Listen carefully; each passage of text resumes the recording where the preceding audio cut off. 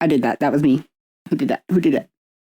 I got my blinky and my cozy. I need to not do that. Okay. Hi. Guys, I'm so excited to talk about the Queen Mary, and I have my blinky, and I'm ready to get cozy and to just like dive into it, okay? Like, I just want to dive into it because there's just something creepy about ships, okay? There's just something really creepy about ships, and I don't like them, except I like them a lot. Okay, I like cruise ships. I've been cruising. I've been on a few cruise ships before, and I thoroughly enjoy cruise ships. I'm trying to tread carefully here. It's just like it's a floating city and it's so beautiful. And I don't know, there's just something really, really beautiful about cruise ships, but also there's something really, really creepy and terrifying about ships in general. Not just, I was going to say about cruise ships, but not just cruise ships, like about any sort of boat in general. But don't mix up boat and ship. I've learned that. Like, that's like a thing you don't do. Like, don't do that. Anyway, there's just something about ships, especially like haunted ships, and then like something about the isolation of being in the middle of the ocean. Like, okay, I have been on cruise ships before, but I've never been on a transatlantic cruise, okay? I've never crossed an entire ocean. Genuinely, I don't think I ever could. I could do that in an airplane, and I have done that in an airplane, but I would not be able to do that in a boat. I mean, in an airplane enough, that is terrifying enough. I have a little bit of flight anxiety, but doing that in a boat, especially like a massive boat, like a boat the size of a building, they're bigger than that. I don't know how big cruise ships are off the top of my head. I'd have to look it up, but they're big. Cruise ships are big, especially like today's cruise ships are massive, like massive. I wrote this down. I was going to talk about it at the end of my notes, which I don't think I'm going to have time to do, so I'm just going to squeeze it right here at the beginning. The biggest ship in the world is called the Icon of the Seas. It has a gross tonnage of 248,663. That's its gross tonnage. And it's 1,196 feet long and has 20 decks. So I personally have sailed on the Harmony of the Seas, and that is the 5th biggest ship in the world, number 5. I did not know that when I was on it. I think that's sick. Ships are massive, and it's kind of crazy that people compare everything to Titanic because the Titanic was not that big. Like, the Titanic was really not that big in comparison to like today's cruise ships. Like, I should have looked up the Titanic's measurements because everyone compares the Queen Mary to the Titanic. Even the Queen Mary's website has like a comparison to the Titanic. Actually, if you want to look at the Titanic and its measurements, go to the Queen Mary's website. That'll be linked in the description because I pulled some research from there. But if you go to the website, they have like a direct comparison of the Queen Mary and the Titanic and like how it compares in size and length and measurements and stuff. It's pretty cool. Go look. What is happening? Okay, so I am excited. I'm excited. We are going to be diving deep into the history of the Queen Mary, why she was built, how she was built, the accidents that happened, the one accident that happened while she was being built, and the over 50 deaths that occurred. We're going to go through all of them. Some of them more brief than others because we don't have a lot of information for a lot of the deaths that happened aboard the Queen Mary. But really, the purpose of this episode is to talk about the history of the Queen Mary. Yes, we're going to be talking about the ghosts. Yes, we're going to be talking about the deaths. But really, the focus of this video is the history. I am so completely obsessed with the history of the Queen Mary. It's so fascinating. It's such an interesting story. Like, it's so intriguing and enthralling, and I'm trying to think of words that are all synonyms with each other. It's just such a not fun. Stop saying fun. Stop saying fun. These stories are not fun, but they are, but they're not. But they are, but they're not, but they are. But listen, I've been to the Queen Mary, okay? Back in 2019, I think it was, 2019. I'll put some pictures on the screen for the visual podcast people. There's a spirit here. Say something. Into my camera.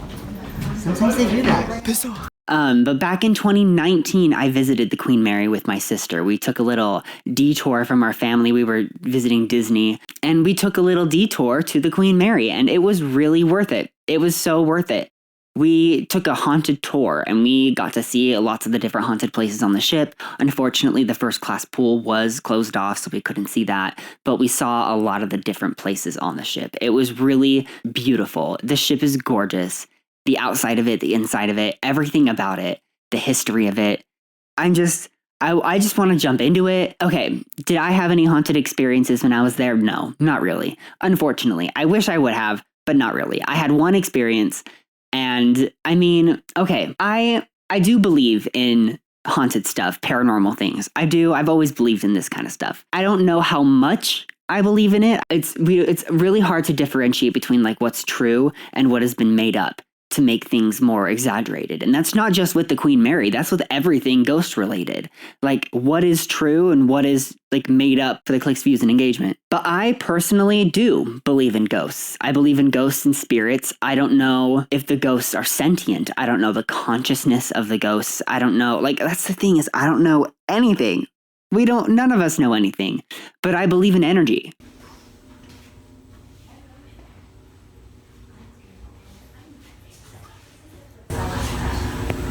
I don't want to be.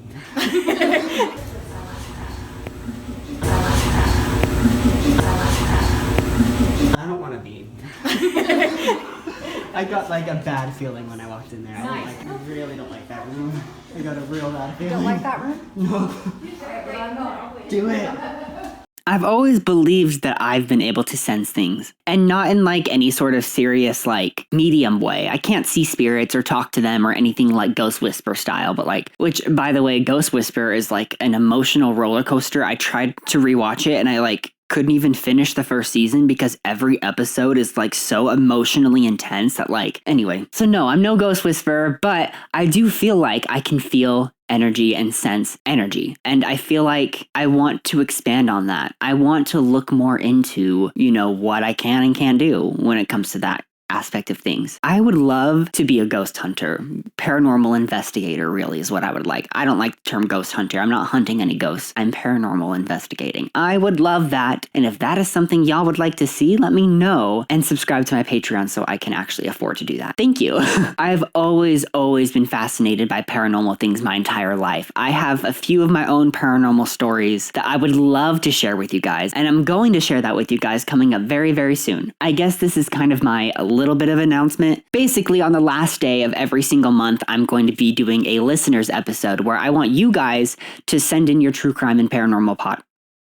Let's try that again. I'm calling mine Disgusting Storytime, where we sit down for a little story time and you get all comfy and we just sit down for a little story time and I read your guys' stories. You guys can send me your paranormal stories and your true crime stories and we can read through them and we can freak out together and I can read them out to you guys and we can kind of, have a little fun story time. I think that'll be fun. And the first one comes out at the end of this month and I will be talking about my own personal paranormal experiences. This is new. I'm still kind of up and running, so no one's really sent in any stories yet, but I would love if you guys would send in your stories. The best way to do that is you can go to my Linktree, tr.ee/disgusting.podcast, and there's going to be links there to submit your story, or you can just email it to disgusting.storytime@gmail.com, or you can go to bit.ly/disgusting_storytime, and that will allow you to submit your story to me via Google form. If you want to submit pictures though, make sure you email me and then put in the Google form your email so I can look for it. I would love to hear from you guys and hear your stories and what you've experienced in your life, because personally, I've had some creepy stories. I worked at an old folks home that I had some experiences at. That one is terrifying. There was a time I got possessed. Don't worry, that's coming. I will tell you all about that in my listener story. Then there was that time I got possessed, and I know, that's kind of like a big thing to say. It's a whole thing. I'll tell you all about it in my Disgusting Storytime episode. So tune in on the last day of this month. So January 31st is when that'll come out. I also had an experience in a graveyard once. I have a few things that I've been through, that I've gone through, that I would love to share with you guys. And I would also love to hear from you, so please submit your stories. I want to interact with you guys. I think that would be so much fun to be able to read your guys' story out loud here on this podcast and interact with you guys. So send voice memos to the email too. If you want to do a voice memo instead, totally you can do that. If you guys want me to set up a phone number that you guys can call and leave voicemails for, I will absolutely do that. Just let me know. Last thing before we really get into this, because we are going to dive right into the Queen Mary and her history and everything in just 1 second. But before we do, I want to give my sources and then I want to plug my Patreon one last time, because we watched a few things for the Queen Mary on my Patreon. We watched, what was it? It's on Amazon Prime. It's called The Queen Mary Greatest Ocean Liner. It's on Amazon Prime and we watched that. So head over to my Patreon if you want to watch along with me. If you have Amazon Prime. I'm not quite sure exactly how. The copyright is hard. If I could get the whole thing on there, because basically we also watched BuzzFeed Unsolved, which is for free on YouTube. You can just go watch that on YouTube with me. That one's not hard to watch along with me. And then we watched... listen, I know. We watched Shane Dawson. I know. Boo, tomato, unsubscribe from me right now. I know. I get it. I understand. I am looking at it from a retrospective point of view. I used to be a big fan. I'm not anymore for obvious reasons, but I wanted to look at his adventure to the Queen Mary from a retrospective viewpoint because I was there when it came out. Literally, when that thing dropped, I was pressing play, I was liking, I was doing all of it when it came out, and I am ashamed, I admit. But I wanted to look back in retrospective and see, and it's embarrassing. And it's crazy because like I was watching, and look, I don't know if they're problematic at all, but I was watching Mackie and Amanda, and I have not looked into see if they're problematic at all. They seem pretty legit and pretty fun and interesting, like they actually care about what they're doing. Whereas when you watch like the Shane Dawson one, it's very, very obvious that they're literally just shoving a camera anywhere and everywhere they can and just making up shit out of their butt. Like it's literally... Anyway, Mackie and Amanda seem to actually take it seriously. I watched a lot of Mackie and Amanda, but that's not where I did my notes. I took my notes on the Queen Mary Greatest Ocean Liner, as well as something called the Never Before Seen Haunted Tour of the Queen Mary exclusive. That's on YouTube. We didn't watch that on my Patreon. And the Real Ghost Stories of the RMS Queen Mary. We used that as a source. The Queen Mary Wikipedia was a big source, which let me say something about Wikipedia real quick, okay? If you look on Wikipedia, you can literally, it is so easy. It is so easy to find the source of where they got their information from on Wikipedia. After almost every single sentence, there's like a little number. You don't even have to click on the number. If you hover your mouse over the number, you don't even have to click. It is the most little effort that you can possibly put into it. Just hover your mouse over it and you can see the source. It is not hard. Like, people act like Wikipedia is such like a misinformation site. Literally, it is not hard to check your source on Wikipedia. Hover your mouse over it. It's not hard. I'm getting angry. We're going to move on. Their sources are there. Really, what I like to use Wikipedia for is I read through, I get the information, and then I click the source and I go, okay, where is this source from? Is this a reputable source? Where do they get this information from? That's what I care about. And then I look at that source's source and that source's source and that source's source just to see how legitimate the information is. It's not that hard to trace back. Anyway, all of that to say, everything I'm about to tell you about the RMS Queen Mary is factual historical evidence that has been historically proven, even though I found it on Wikipedia. Like, shut up. But what I did was I watched the Queen Mary, the Greatest Ocean Liner. I used the Wikipedia and I used the Queen Mary's website itself. It has a very, very, very beautiful timeline of basically all the important events in the ship's history that don't include deaths, unfortunately. For me, I guess, not for the ship. On the tours, it does advertise the over 50 deaths that have happened on the ship. Anyway, let's get into it, guys. I just want to get into it. What else?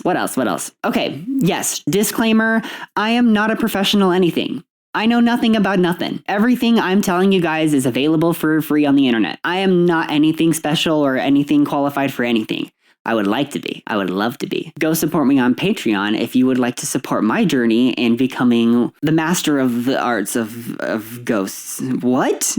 If you would like to support me in my journey of paranormal investigating, as well as, history, I would love to study history, parapsychology, cryptozoology, anything along those lines, right up my alley. I would love to study those. I would love to go to school, but I need to pay for it somehow. And if you can't support my Patreon, that's totally okay. A way to support me for free is by leaving a like, rating, subscribing, interacting, and commenting. All of those things can help immensely for free. You don't have to do anything. If you go to Spotify or Apple Music, you can rate my podcast, and that would in itself would help me immensely. So thank you. I really appreciate it. Okay, enough of that. Let's get into the trigger warnings because I want to start the story. All right. So trigger warnings, death, duh. We're going to be talking about death. But I do want to specify we will very, very, very briefly be talking about infant death. There are 2 babies that died on the ship. We're not going to talk about them in detail. We're going to mention them by name, and then we're going to move on when we get to it in the timeline. And, that's that. And it's very unfortunate. So we're also going to be talking about ghosts and demons. So if that is not something you want to talk about, why are you here? Like, I don't mean that in a mean way. But actually, this is called Disgusting Paranormal. Why are you here if you don't want to talk about the paranormal? We are also going to be mentioning Nazi Germany. Unfortunately, this does take place in the 1930s and 40s, and if you know anything about history and about what was going on in the 1930s and 40s, well, honey, you got a big storm coming. If you don't know what was going on back then, well, unfortunately, there was something going on back then called World War II, and the Nazis were a thing. So we're going to be talking about that, not in super detail, but we will be talking about it. So if that is something that is triggering for you, I completely understand. Like, Nazis suck. That shouldn't be a controversial statement, but I feel like today, you never know, but I want to make that abundantly clear right now. Nazis fucking suck, and fuck you if you support Nazis. What? That shouldn't be controversial. This shouldn't be a discussion. And then, like, fucking stop listening to my podcast if you think that that's okay. If you are a Nazi sympathizer, get the fuck out of here. I don't want you here. I do not want you here. This shouldn't even be a conversation, and we're not gonna keep having this conversation. So anyway, with that out of the way, let's get into it. Okay, grab your guys' water. What? Why specifically water? I was gonna say, like, grab your guys' like snacks and your drinks and drink some water. Make sure you're drinking water. That's what I was trying to say, but my brain like jumped 5 sentences ahead. Okay, make sure you guys drink some water and then grab your snacks and grab your drinks and grab your blinky and then sit down and get ready and get comfy and get cozy. And we're gonna, unless you're driving to work, or unless you're at work, whatever you're doing, I hope that you're having a great time doing it. No, that's my outro. I can't do that right now. Either way, get ready because we are going to go back in time. Ready? Ooh-wee.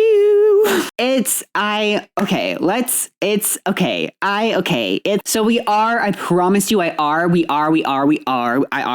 did I say IR? We are going to get into the hauntings, okay? I promise you. I mean, go ahead and skip forward if you want to. I have the timestamps, but I would encourage you to stick along. I would encourage you to stick around for the journey because this is a wild ride and a really, really good story. And I'm going to stop babbling on. I just kind of want to get into it. If you want to skip to the ghosts, go ahead, but please don't. I am begging you not to because this story is good. So what is the Queen Mary? Who is she? What is she doing? Why is she a queen? Why is her name Mary? Okay, okay. She's a luxury cruise ship liner that was built with the intention of being like the cruise ship. She was going to be Great Britain's pride and joy, the big flagship of the seas. So before airplanes, people traveled transatlantically, which basically means over the Atlantic Ocean, the US to the UK. The only way to travel was by boat because they didn't have planes yet. So before planes, there were boats. And so they wanted to make it as luxurious as possible. There were already a few luxury ocean liners by this point. Like, I don't know if you've heard of her, but her name's the Titanic. Maybe you've heard of her, but she was one of these that eventually sank. Wait, the Titanic sunk? What? Okay, that was not funny. Anyway, they wanted to break records with this ship. They wanted it to be the cruise line to take. They wanted it to be the number one like competitor in the industry, and it was. It was. And I'm obsessed with her because like she definitely gives Titanic vibes, but without like the sinking part, kind of. The Queen Mary has never sunk, but there are sinking ships involved in this story, and we are getting to that. She was built in Scotland, so she was basically the Pearl of Scotland. Let's start at the very beginning. A very good place to start. Okay, I'm cutting that. But fun fact though, basically the number one rival ship of the Queen Mary was the Normandy, which, okay, Mass Effect reference, I can't take myself seriously. The Von Trapps actually sailed. I don't know why I clapped. But the Von Trapps sailed on the Normandy. I wish they would have sailed on the Queen Mary. Maybe they did. I didn't see it when I was doing my research, but they did sail on the Normandy, which is kind of funny because the Normandy ended up sinking. We're going to get to that. So we are going to travel back in time. Ready? And now it's 1928. I know, it sucks. 1928 sucked, especially for gay people and for black people and for women. Actually, women got the right to vote in 1920. Well, white women got the right to vote in 1920. Was it 1920 exactly, or like 1919? Something like that. It was like around that time is when white women got the right to vote. And then black people got the right to vote like 50 years later. Actually, it doesn't matter. That's not relevant. Well, it's always relevant. That's always going to be relevant, especially in today's society. But that's not relevant to this specific story right now in this current time. Oh my gosh, reel it in. So in 1928, actually it was 1926. Wow, I screwed that up already right at the beginning and we're already not there. 1926 is when Cunard, what kind of... 1926, and Cunard, this British cruise line, wanted to start designing a ship that would be bigger and faster than any ship that's ever been created before. She was going to be the height of luxury, the ship, a floating city. At the time, Scotland had the #1 shipbuilding river. I could not think of the word. So at the time, Scotland had the #1 shipbuilding river in the world. In the world? In the world. And it was called the River Clyde. It had 40 shipyards. So everyone knew that this ship was being built. It was called Job 534, and it was going to be Britain's flagship of the seas. So like all the newspapers were talking about it. The general public knew about this happening. It was going to be like this new way to travel to America. If people wanted to travel to America, or if Americans wanted to travel to Europe, that was the new way to travel. And it was massive. It was big. It was like, I'm trying to think of like an equivalent of like present day equivalent, but it's literally like if space travel suddenly became not affordable, because this wasn't affordable. Like, tickets were still insanely expensive, but it's like if space travel was now regular, like people could just go to the moon. It was crazy expensive, but you could just go to the moon. Like it was, okay, I don't think it was that great. I think that's a little bit extreme. I don't think it was quite like that, because you still could travel. Like, there still were back then. I think I'm just talking out of my butt right now. But ships were the way to travel. The Queen Mary was not like the first of its kind, but it was the biggest and nicest and most luxurious of its kind. So at the John Brown Shipyard Company in Clydebank, Scotland, height of the Great Depression, December 1930, they start construction of the RMS Queen Mary. And this gave a lot of people jobs that needed jobs that didn't have jobs. But it did not last long. RMS stands for Royal Mail Ship, and mail as M-A-I-L, not M-A-L-E, Royal Mail Ship. I just want to clarify that. Plus, I'm calling her, okay? She's a she. Ships, boats, they're all she's. I don't make the rules. Literally, I don't make the rules. I'm pretty sure that's like a thing. Anyway, this was not built by Harland and Wolff. They were the company that built the Titanic. It was not built by the same people. A lot of my research claimed that they were built by the same people. They were not. These were different people. This is Cunard and John Brown Shipyard. This is not Harland and Wolff. It was not them. Anyway, this gave a lot of people jobs for about 2 years? Nope, 1. For about a year, because at the end of 1931, they had to let everyone go because they ran out of money. And this is when the French were working on the Normandy, and they were getting money from the government to do that. So the French were just going for it with the Normandy. So 2 years later, in May of 1934, the British government put down money to help finish Job 534 with the condition that Cunard merged its operations with White Star Line. So they merged their company together, creating Cunard White Star Line, which only lasted until about 1949 or so. But basically the construction started back up after the merge. So with the news of the construction going back to work, this was like a symbol of hope for people. Everyone was really looking forward to the Queen Mary. Job 534. My bad. So this was a symbol of resurgence and hope that things would get better. But unfortunately, June 5th, 1934, a construction worker named Malcolm Aitken, it's A-I-T-K-E-N, Aitken. I think it's Malcolm Aitken. He fell from scaffolding at the stern of the ship's hull at the John Brown shipyard. The ship's hull was still in the shipyard, but it was still technically on the ship that he fell off the scaffolding and died, making it technically the first official death associated with the Queen Mary. 6 months later, it would be ready to launch. Actually, I think it's 5 months later, right? So September 1934, it would be ready to launch. But that does not mean sail with passengers. It doesn't have its engines yet. So when you launch a ship, it basically just tests to see if the ship will float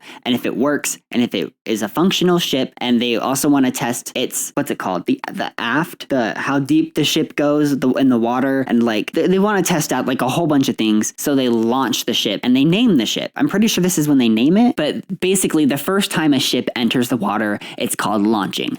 Once it has engines and passengers, it's called setting sail, or the Maidan Voyage. I learned a lot about ships. I think it's actually really cool. Ships are so fascinating, but they're also terrifying, and you could not ever catch me out in the middle of the ocean, ever in a million years. I couldn't do it. Unless it was close to the shore, or in between islands, and I'm on a Caribbean cruise. Then you could catch me out in the middle of the ocean. But not transatlantic. You could not catch me in the middle of the Atlantic Ocean, ever. Unless I was in an airplane. So I can't say ever. Stop speaking in absolutes. That goes for everyone. Everyone should stop speaking in absolutes. But yes, launching is when the ship first goes in the water And then the Maidan Voyage is once it has its passengers and its engines and everything finally finished and ready to go. So without engines, it had to rely on math and engineers and mathematicians to determine where the ship would go once it's in the water. The amount of anxiety I would have, this could cause a massive catastrophe if this went wrong. If they predicted this wrong, the ship could literally, it could be bad. I should look up and see if there have been any like massive things, bad things happening or people getting the math wrong or anything. But these guys were fine. They did their math fine and they were right of where they predicted correctly where the Queen Mary, where Job 534 would go.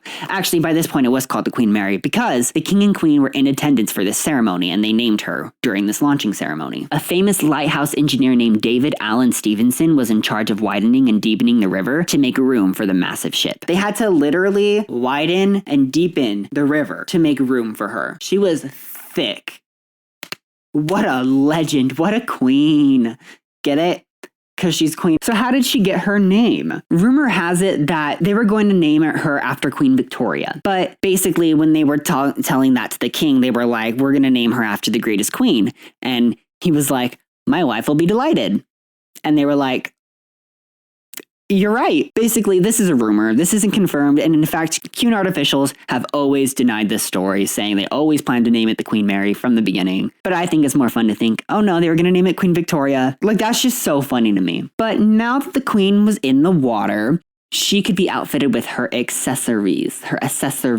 She had 24 Yarrow boilers split between 4 boiler rooms, 4 Parsons turbines in 2 engine rooms, 7 turbo generators that generated about 10,000 kilowatts an hour, which could power a city the size of Brighton. And for those that care, this is literally copy-pasted from Wikipedia. The boilers delivered 400 pounds per square inch of steam at 700 degrees Fahrenheit, which provided a maximum of 212,000 SHP, whatever that is, I don't know, which is 158,000 kW, kilowatts, to 4 propellers, each turning at about 200 RPM. That I do know. Turning at 200 RPM, that's fast. So those boilers were making this thing go fast. And as you're about to learn, the Queen Mary was fast. She was the fastest ship in her time. So now, okay, we're in March 1936 and construction's finishing up. So now she's starting her shakedown cruise. So a shakedown cruise is basically the test drive before the maiden voyage. It doesn't have any passengers on it, and if it does, it's like very, very minimal, maybe like super important people, but it's usually just like basic crew, and it simulates working conditions for the vessel to like get everyone accommodated to working on the size of the ship and like the new ship and everything, and get the crew accommodated with everything. During these trials, she was able to travel 32 knots, 32.84 knots, which is 37 miles an hour. I don't know if you know boat speed, but 37 miles an hour for a massive ship, it is wild. Cruise ships today average at about 19 knots. So 32 knots is a lot of knots. It was 1,000 feet long, about 1,019.4 feet long, and it had 80,774 gross tons. This made her the world's largest passenger ship until the Normandy got petty and literally modified herself to increase her gross ton in order to reclaim the title. So we're going to get into the Normandy in a little bit, but the Normandy did end up setting fire and sinking. So, yeah, the Normandy got petty, and that's what happened. That's what happens when you're petty. Don't be petty, guys. The call is coming from inside the house. Basically, this took 3.5 years and cost 3.5 million pounds of sterling, which is equal to $17.5 million, which in today's money, because of inflation, is about $397 million. Almost $400 million to build this ship. Anyway, she was lavish and had like an Art Deco design, which is very like 20s, 30s, obviously, because this was 20s, 30s. But some people thought that this was more conservative than her rival, the Normandy. But the numbers show who was more popular. When you look at like pure passengers of who was going in which ship, Queen Mary was way more popular than the Normandy. So they had 3 different classes. They had the first class, the second class, and the third class. First class was called the cabin class. Second class was called the tourist class, and the third class was called third class. This eventually changed after the war when they converted it back anyway, we'll get there. Okay, so her interior was designed by Arthur Joseph Davis and Benjamin Wistar Morris. Wistar? W-I-S-T-A-R, Wistar. The Broomsgrove Guild constructed much of the ship's interior. The staircases, the foyers, the entrances, they were built by H.H. Martin & Co. And yeah, they done fucked the third class passengers with that staircase. We're going to get into it, but people actually died. It was actually felt as death up here. So somebody who lived on the ship and knew all its habits could still be taken off guard to the point of death. Give you an idea of how unpredictable they could be. So nowadays, known as a concentrated area for paranormal activity, people report seeing orbs and shadow people. Because of them. Long story short, when waves hit the ship, the specific third class staircase, it got very dangerous. It got very, very, very dangerous. So yeah, we're still in March of 1936. Yes, she's basically done. So let me tell you what she has. All of her amenities, all of her accessories, all of her modifications. So she had 2 indoor swimming pools, with the first class one spanning 2 stories. Had a balcony around it. And I promise you, we're going to be talking about that. There were 3 salons, libraries, and children's nurseries. There was one for each class of passenger, a music studio, a lecture hall, telephone connectivity to anywhere in the world, outdoor paddle tennis courts, which is that pickleball? Is that right? I don't know. Maybe I don't know anything. Don't listen to me. There were dog kennels. There were also roaming cats. They literally brought cats on board so they could get the rat population and to play with the dogs and to play with the passengers. They had cats on board. There was public air conditioning. All the public rooms had air conditioning in them, or at least most of the public rooms had air conditioning. Some of them did. A lot of them did. A few of them did. There was public air conditioning available for all 3 classes, not just fur class. Fur class. Yeah, sure. There was a sun deck, and on this sun deck, there was a first class veranda grill that was a la carte, which is basically a la carte is where you could pick whatever you wanted, but each item was different prices rather than just a fixed price for the entire meal. And at nighttime, this veranda grill got converted into a nightclub called Starlight. Fancy. There was an Art Deco style observation bar with amazing ocean views. There were 50 different types of wood, which 6 are extinct now. It was called the Ship of the Woods occasionally. There were 21 electric elevators. There was a Jewish prayer room, and it was the first ocean liner in the world to ever have one. There were 3 acres of deck space. Famous shopping stores like the Gucci and Prada of that time. Is that even today's? What is anyway, they had designer, super, super fancy. If you've been on cruise ships, they have super, super fancy, super, super designer shops. All right. Anyway, there were 2 cinemas and 2 gymnasiums. I don't know if I already said that, so I'm saying it again. All together, so from front to back, the whole ship was taller than the Eiffel Tower. The largest room on the ship was the cabin class main dining room, which was the first class dining room, which is now today called the Grand Salon and is actually used today for events and different things. It was 3 stories high and had a wide column supporting it. There's a large mural map of the transatlantic crossing. It had 2 different routes for the autumn-summer route and the winter-spring route because they had to avoid icebergs and stuff. Don't want another Titanic, right? And there were little crystal models on the map that would move with the position of the ships, so you could see where the ships were. I feel that's still available they showed us that map when we went to the Queen Mary. I don't remember if I think they took the crystals off themselves, but they did show us the map. It was pretty cool. So, like I mentioned, this was the first ocean liner to be equipped with her own Jewish prayer room, which was basically part of a policy to show that they didn't support the Nazis. Basically, Britain was we're installing this to say, screw you Nazis, we're supporting our Jewish friends. And I think that's beautiful. And now that she was built and about to go on her maiden voyage, she was officially in her rivalry with Normandy. So, May 27th, 1936. So we were in March, now we're in May. The Queen Mary sets sail on her maiden voyage from Southampton, England to New York City, United States. She traveled at full speed for almost the entire trip, except on the final day when the fog rolled in and they had to slow down a little bit. This was commanded by Sir Edgar Britton, he died not on board. He was found unconscious so later in October of the same year of 1936, they found him unconscious in his cabin, took him to the hospital, and he ended up dying. So this voyage was a big deal. It left and arrived to mega fanfare. There were tons of boats and planes and cameras, news cameras. A direct quote from the documentary we watched on my Patreon, go watch with me. The whole of New York was there to witness the arrival, is what it felt like for this woman who was there. There's a woman who tells her firsthand story of traveling on the Queen Mary to America on its maiden voyage. Famous people were there to greet them. It was this massive, massive deal. And it took about 4 days, 5 5 hours and 24 minutes to cross from Europe to America. Rumor has it that a psychic named Lady Mabel Fortescue Harrison predicted on the day of the voyage that the Queen Mary will reach the height of her fame after she stops sailing passengers. I don't know if I believe that or not. That's like secondhand information. I didn't get that from anywhere like actual.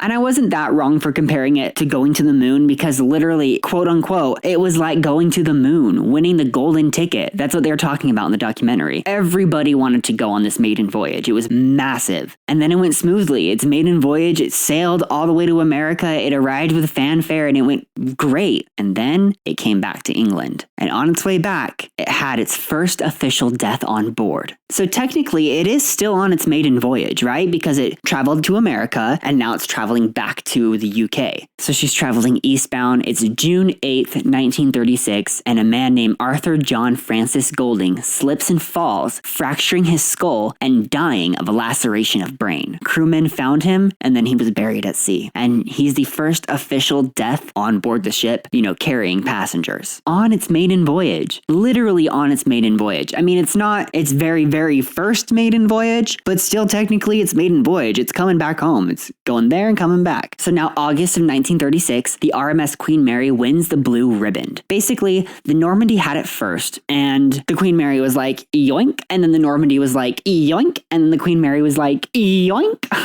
and then the USA was like, yoink, and took it. It was like, that's ours, and still has it to this day. The USS America. I want to say it's called the SS America. No, I lied to you. I am a fake fan. No, I just lied to you. I'm a fake fan. It's called the SS United States. That now holds the Blue Riband currently to this day, and like no one's ever beat its record, or even I don't know if they've even tried. I think there's like a thing with like not wanting to like disrespect it by I don't know. Anyway, the Blue Riband was stolen from horse racing and is basically unofficially awarded to the transatlantic liner that has the highest average speed. And I guess, are there any transatlantic liners still going? I didn't look that up. Oh, so yeah, there's one transatlantic ship still in service, and that is the Queen Mary 2. She's the last remaining pure purpose-built ocean liner and sails regularly between Southampton and New York. So they're still doing that. That's terrifying. That is terrifying. I would not want to do that. I would not want to do that. You could not pay me to do that. Nope. But when it comes to ships and ships and stuff and ocean, the Blue Riband is an unofficial, this is directly from Wikipedia, an unofficial accolade given to the passenger liner crossing the Atlantic Ocean in regular service with the record highest average speed. The term was borrowed from horse racing. Also, eastbound and westbound speeds are recorded differently, as it's more difficult traveling westbound against the Gulf Stream and the prevailing weather systems. So yeah, in October of 1936, it was later that year, the same year of its maiden voyage, Sir Edgar Britton, the captain of the ship, 2 hours before it was going to leave Southampton, was found unconscious in his room, and he was rushed to the hospital where he passed away. So he didn't die on the ship, but he was found in his room, unconscious, and is the first of many to be found in their room, more than unconscious. July 1937, Normandy gets some new propellers and takes the Blue Riband back. So the Normandy and the Queen Mary are... They, not even like in the kind of, not even in the slightest. They're not friends. They are not chill. Normandy's not a girl's girl, okay? And basically, they are yoinking the Blue Riband from each other consistently and fighting for that title. And so the Normandy, being petty, replaces her propellers and yoinks the Blue Riband from her. So whatever, good for you, sis, I guess. Sure. So yeah, when the Normandy gets the propellers, that's about a year after the captain dies. And then in September of 1937, an American named Mr. P. Chapman was the first recorded passenger to die on the ship. He died of heart failure. Now, when we get into these deaths, because as we kind of go, we're going to start getting into these deaths. We're going in chronological order, if you couldn't tell. That is how my neurodivergent brain works and wants to sort it. It needs to be in chronological order. So I tried my best. We're going to see, right? But basically, all these deaths are directly from the Queen Mary herself. They have like a plaque that has all the names and all the deaths. And there's not a lot of information about these deaths because record keeping wasn't that good, especially when she was then turned into a warship for World War II. A lot of people died, especially like injured soldiers and sick soldiers and prisoners of war. And none of those were recorded. So I don't have a lot of information to go on besides, yeah, yeah, he died of heart failure. Like, we don't, maybe, did he have a heart attack? Did something happen? I don't know. He died of heart failure. And unfortunately, that's all we have to go on. And that's all I can give you guys. So yeah, try my best here. And it gets even more ambiguous because in October of 1937, like a month later, there was another passenger death that was recorded, but it was only recorded as a passenger death. There's no information about who they were, where they're from, how they died, anything, just passenger death. And so now, about a year later, it's August 15th, 1938, Queen Mary takes back the Blue Riband. She's like, yoink, I'm taking it back. Like I said, they're going to be doing this for a hot second. Now, 1939, Hitler...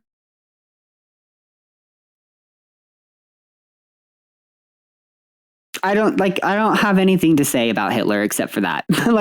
Dude fucking sucks. One of the worst men in history, and argue with the wall. Don't worry, I'm not going to give you guys like a whole history lesson on like how Hitler came to power. But by 1939, he had made his way to Australia. No, he had made his way to Austria. If I could talk, that would be great, especially on a podcast. That would be awesome. So there was a Jewish man named Robert Tenenbaum, and him and his family were fleeing the Nazis in Austria, and they relied on the Queen Mary for an escape. Basically. So he looked like back then he was about 5 years old when he was telling a story, like it showed pictures and stuff. And the Nazis, when you leave, so they're fleeing Austria, and when you cross the border, the Nazis take everything from you. They just steal it all. They're just like, that's mine. Here's $4 in American money to take with you to America. Good luck. The rest of your money's mine. And $4 back then is $89 today. That's not even $100. And you're supposed to provide for your family with that? Okay, right. Sure, Jan. So Robert's dad basically spent all of their money on first class tickets on the Queen Mary because, quote unquote, might as well give it to the Brits than the damn Nazis. Literally, that's what he says. So yeah, they were able to splurge and travel to America on the Queen Mary, and she was a salvation for them. And the Tenenbaums are not the only family that the Queen Mary was a salvation for. Now, I want to introduce you to the Katzensteins. Yeah, the Katzensteins. Are you fucking kidding me? That is so good. I am obsessed. Katzenstein. Oh, that's so badass. That is so badass. So Ludwig Katzenstein was about 6 years old when him and his family had to flee Nazi Germany. And his father bought last-minute tickets for the Queen Mary, and they fled. They got on a train and they were headed for it. Right at the border, the train stops, and the secret German Nazi police force called the Gestapo. Gestapo? Dude, I'm messing this up. They came in and started interrogating people. And then they eventually got to the Katzensteins, and they said there was an issue with the passports and the travel papers and wouldn't let them go. They kept them all the way until nighttime. Fortunately, later that evening, they were able to let them go. But I don't know if you've seen those viral videos of people running after cruise ships leaving. Cruise ships don't wait for you. They say, you get here at this time and we leave. They literally, the only exception that I've ever in my history ever seen. Okay, I've seen two exceptions ever.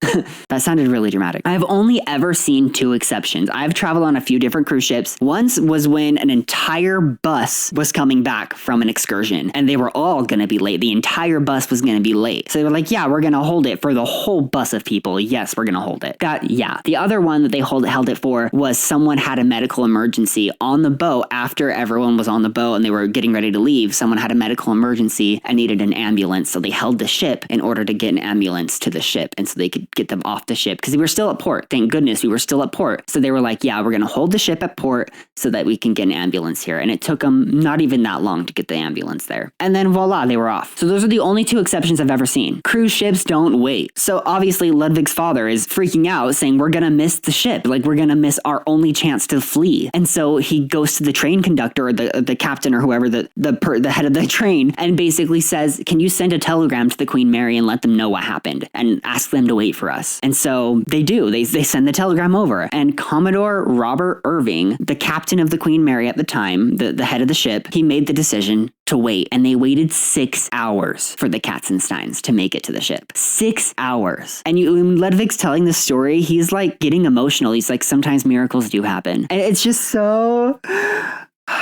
And once Ludwig got on the ship, the captain let him literally steer the ship. He let him steer the ship. And he said, after living in Nazi Germany, everyone treated him like the lowest of the low. Now he was the most important person in the world. And that's what the captain made him feel like. Oh, it's so beautiful. It's such a beautiful story. And then he explains how like seeing the Statue of Liberty made him feel like free for the first time in his life. And it made me really sad because that's what America is supposed to be about. You know, people fleeing and coming to freedom, you know, people fleeing unfortunate circumstances and coming to the land of the free, right? Land of the free. All throughout 1939, Jewish families used the Queen Mary to escape the Nazis. She was a salvation for a lot of people. And that's why I'm like, okay, this is the most haunted ship in the world. This is the ship that like has all these like evil things with it, but then it was also like a symbol of hope and salvation for a lot of these Jewish families escaping the Nazis. The way that this has such a nuanced history and it still is plagued by its first voyage having a death on it, its construction having a death in it, its very, very last voyage having a death on it. It's just so interesting that a place like this can even exist. It's so fascinating to me. Anyway, let's continue. So in late August of 1939, I don't know if you knew what was happening in late 1939, but things were not looking good for the state of the world, which, hi, welcome to 2025. Anyway, a ship called HMS Hood escorted the Queen Mary across the Atlantic due to international tension rising. And on September 1st, 1939, well, let's just say my penis. That was so beyond inappropriate. I'm so sorry. That's when World War II starts. So September 1st, 1939, Hitler invades Poland and World War II starts. So she's in Southampton right now, and she sets sail from Southampton to New York. Yeah, and when it arrives in New York City, it's ordered to stay put next to the Normandy, because that's where the Normandy is currently at. On September 1st, 1939, the same day, an American passenger named Mr. F. Brandt dies of heart failure. That's all we know. Cause of death, heart failure. September 2nd, 1939, the crew is ordered to black out all the portholes of the Queen Mary so no light can get out. They are going dark. Turn off all the lights. And on September 3rd, 1939, Britain and France declare war on Germany. All right, so now the Queen Mary is in New York City. World War II has started and she's grounded. She's there. Her crew's there too. They're there. They're there. And so now we're going to skip forward to March of 1940. So it's a few months later. And we're going to leave the Queen Mary for a second and go to the Queen Elizabeth. It's kind of like the sister ship of the Queen Mary. Queen Elizabeth was being built to kind of be the sister ship of the Queen Mary. So when the Queen Mary was in United States, Elizabeth was in Southampton. And then they would switch. So every week you could travel across the Atlantic every single week because there would always be a ship every week. That was the goal here. So the Queen Elizabeth is being built during this time and her launch is planned and everything is planned, and then World War II happened. So they're like, okay, we can't launch her for passengers yet, but what we can do is outfit her for war. So the Queen Elizabeth is then outfitted for war and is turned into a warship, which is basically just a transport ship. She's turned into a troop transport ship. She's not in direct combat. She's not doing anything crazy. She's just a transport troop ship, a troop transport ship. But it's also important to the war effort because they're transporting troops and they're going to be a target. So they're like, okay, we need to figure out how to get the Queen Elizabeth out of her shipyard safely. So they come up with this ruse. And I know we're doing a little bit of a detour from the Queen Mary. I know, but this is just, imagine we're like in a spy movie because they're doing this little ruse. They ship parts to Southampton and make hotel reservations under employee names and prepare the dock there for the arrival of the Queen Elizabeth. But she never turns up. She met up with a messenger from the king who gave them sealed orders to travel to New York and stay put until further notice. And the crew was basically told, this is going to be a short little voyage, but pack for 6 months, just in case. Good thing they packed for 6 months, because now they were off to New York to stay put for as long as possible. It was like a secret mission for them to go over to New York and meet up with the Queen Mary and the Normandy. And I'll put a picture up here. They were all in port for like a very short amount of time all together. It was the only time in history that all three ships were all next to each other at the same time. That is so cool. That is so cool that they have a picture of that. And that just anyone can just look at this picture. That is so cool. So as she travels across the ocean, she travels in this zigzag. And I want to introduce you to this fun fact about these cruise ships turned warships. When they traveled, they were extremely fast. The Queen Elizabeth, actually, in my research for the Queen Elizabeth, it said that she was most likely able to go faster than Queen Mary, but she never did because they never wanted to take the blue ribbon from her. They wanted to keep it with her. Anyway, that being said, these really, really fast transport ships were really good at avoiding U-boats in the water because they would go in a zigzag motion and they didn't have the technology to track. The torpedoes couldn't track. By the time the torpedo got to where the boat was, they would have moved and done a zigzag. So they were constantly zigzagging to throw them off. That will come back later. So the Queen Elizabeth zigzags across the Atlantic Ocean, taking about 6 days to travel to New York City and meet up with the Queen Mary and the Normandy. So this is in March of 1940. So now the end of March 21st, 1940, the Queen Mary leaves New York and heads to Sydney, Australia to get her hair, body, and face done. She needs a glow up if she's going to do anything to help in the war effort. All right, I need to take a second. Everyone drink some water and tend to your garden. I need to come up with a different phrase for that. That sounds so dirty. March 21st, 1940, the Queen leaves for Sydney, Australia, and she gets completely redone for the war. All of her furnishings get taken out, the wood gets covered up, the fancy stuff gets taken out and stored in warehouses for later. And did I say Storn? That's not a word. And it upgrades its capacity to 5,000 people. This is going to more than double. But for now, that's where it's at, 5,000 people. And we're not going to go through each time it upgrades. We're not doing that. This isn't a video game. Although, that would be a fun video game. I don't know how you would make that. It's like just Battleship. But this is where she gets her nickname, the Gray Ghost. They paint her gray because she had a bunch of red on her. And so they took all the red off and they painted her completely gray. And she was nicknamed the Gray Ghost. May 5th, 1940 was the first troop transport voyage. It sailed from Australia to Scotland with 5 other ships. I'm not going to name them. I don't care. So this continues for a few years. Her transporting troops, military, just to different places, doing different things for the military, and basically aiding the war effort against the Nazis. So go Queen Mary. I'm anti-war. I am anti-war of all sort, but fuck the Nazis, dude. Fuck those Nazis. I'm not about to, but we're going to come back to Mary. Let her do her thing. Let her be a military warship. And let's travel over to the Normandy for a second. I want to tell you a little bit about her because I've mentioned her a few times. She is like the rival ship to the Queen Mary because like the Queen Elizabeth was a sister ship with the same company. And if you chose whichever ship you chose, it goes to the same company making money. Whereas this is a rival company, if that makes sense. I don't know. So May 15th, 1940, during the Battle of France. So during the Battle of France, the U.S. Coast Guard under the U.S. Treasury assigned 150 agents to the SS Normandy to like protect it and make sure there's no sabotage going on, any of that. So the French crew and the U.S. Coast Guard are now like cohabiting the space. I guess they're like actively on the ship to make sure there's no sabotage and no people trying to break into the ship and ruin everything. I don't know, but that's my understanding. And then on December 7th, 1941, Japan bombs Pearl Harbor. Did I say Pearl Harbor? Then on December 7th, 1941, Japan bombs Pearl Harbor. Yeah. I've been to Pearl Harbor. It's heartbreaking. It is heartbreaking. And so now that it's wartime, the Navy takes over the Coast Guard and they command the Coast Guard to take over the SS Normandy and basically commandeer the ship, saying it's wartime, we're allowed to do this. What's it called? It's called Angary. That's how you say it. I might be saying that wrong, but it's basically during wartime you're allowed to seize something for a purpose of aiding in the war effort or something like that.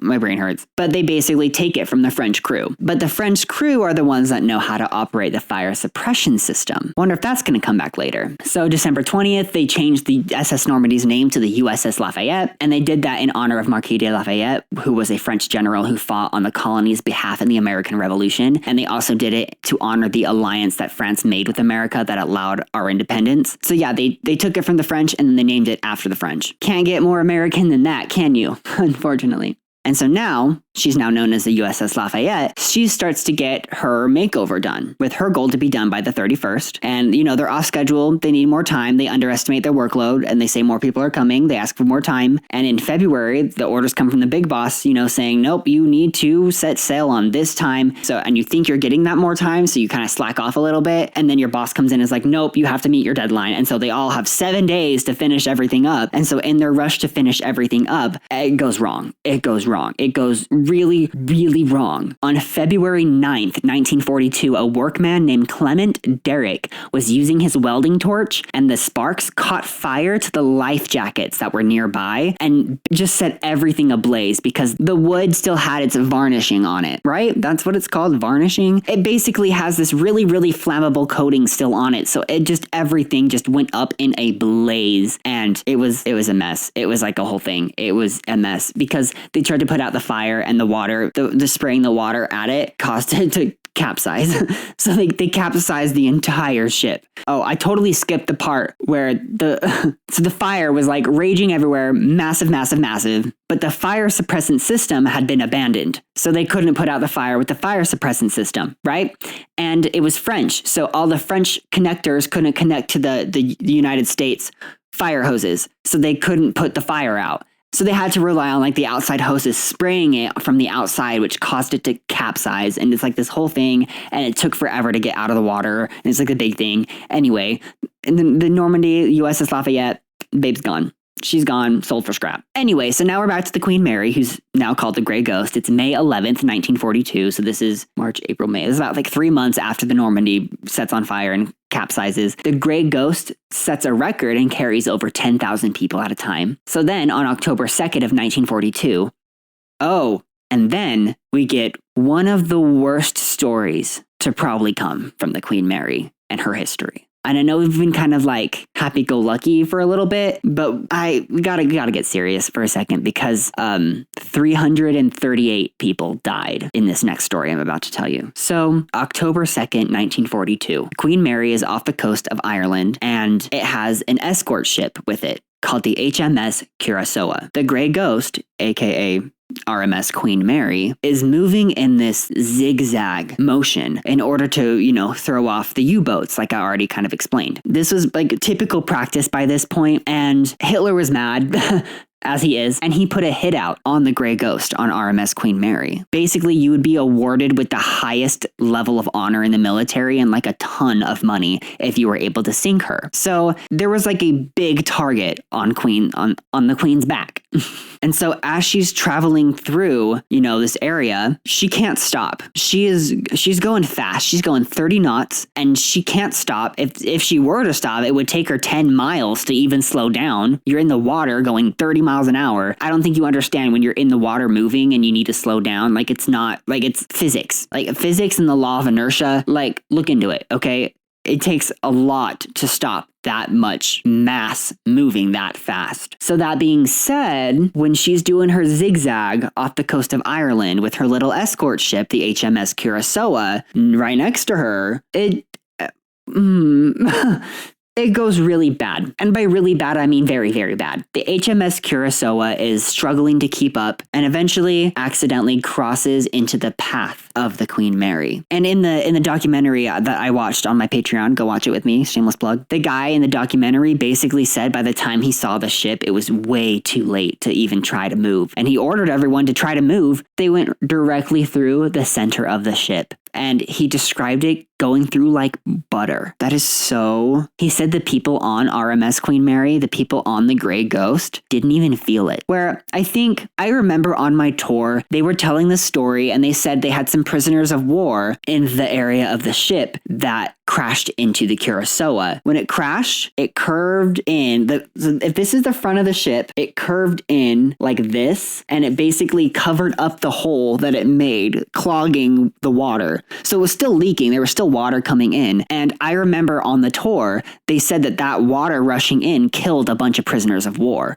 that were in like the basement area, the prison area. Because they had like the isolation ward and stuff for the sick people, but they had like a prison area, which I just remember them telling me that when we toured the ship. That was like one of the big things he stressed. He was like, yeah, it killed 300 people, over 300 people on the Curacoa, but it also killed all the prisoners of war that were in the ship at the time. But there was no mention of that in the documentary or in any of my research. I only remember that from the tour guide telling me that when I went there. So who knows? But that's messed up. So it killed 338 people. There were 439 crew. Like I said, the Queen Mary, the Grey Ghost, she couldn't stop at all. So she sliced through and had to leave all 439 crew to fend for themselves. Captain Gordon Illingsworth immediately ordered all nearby Allied ships to aid the survivors. But unfortunately, only about 99 to 101, there's different accounts, survived. Only about 100 people survived.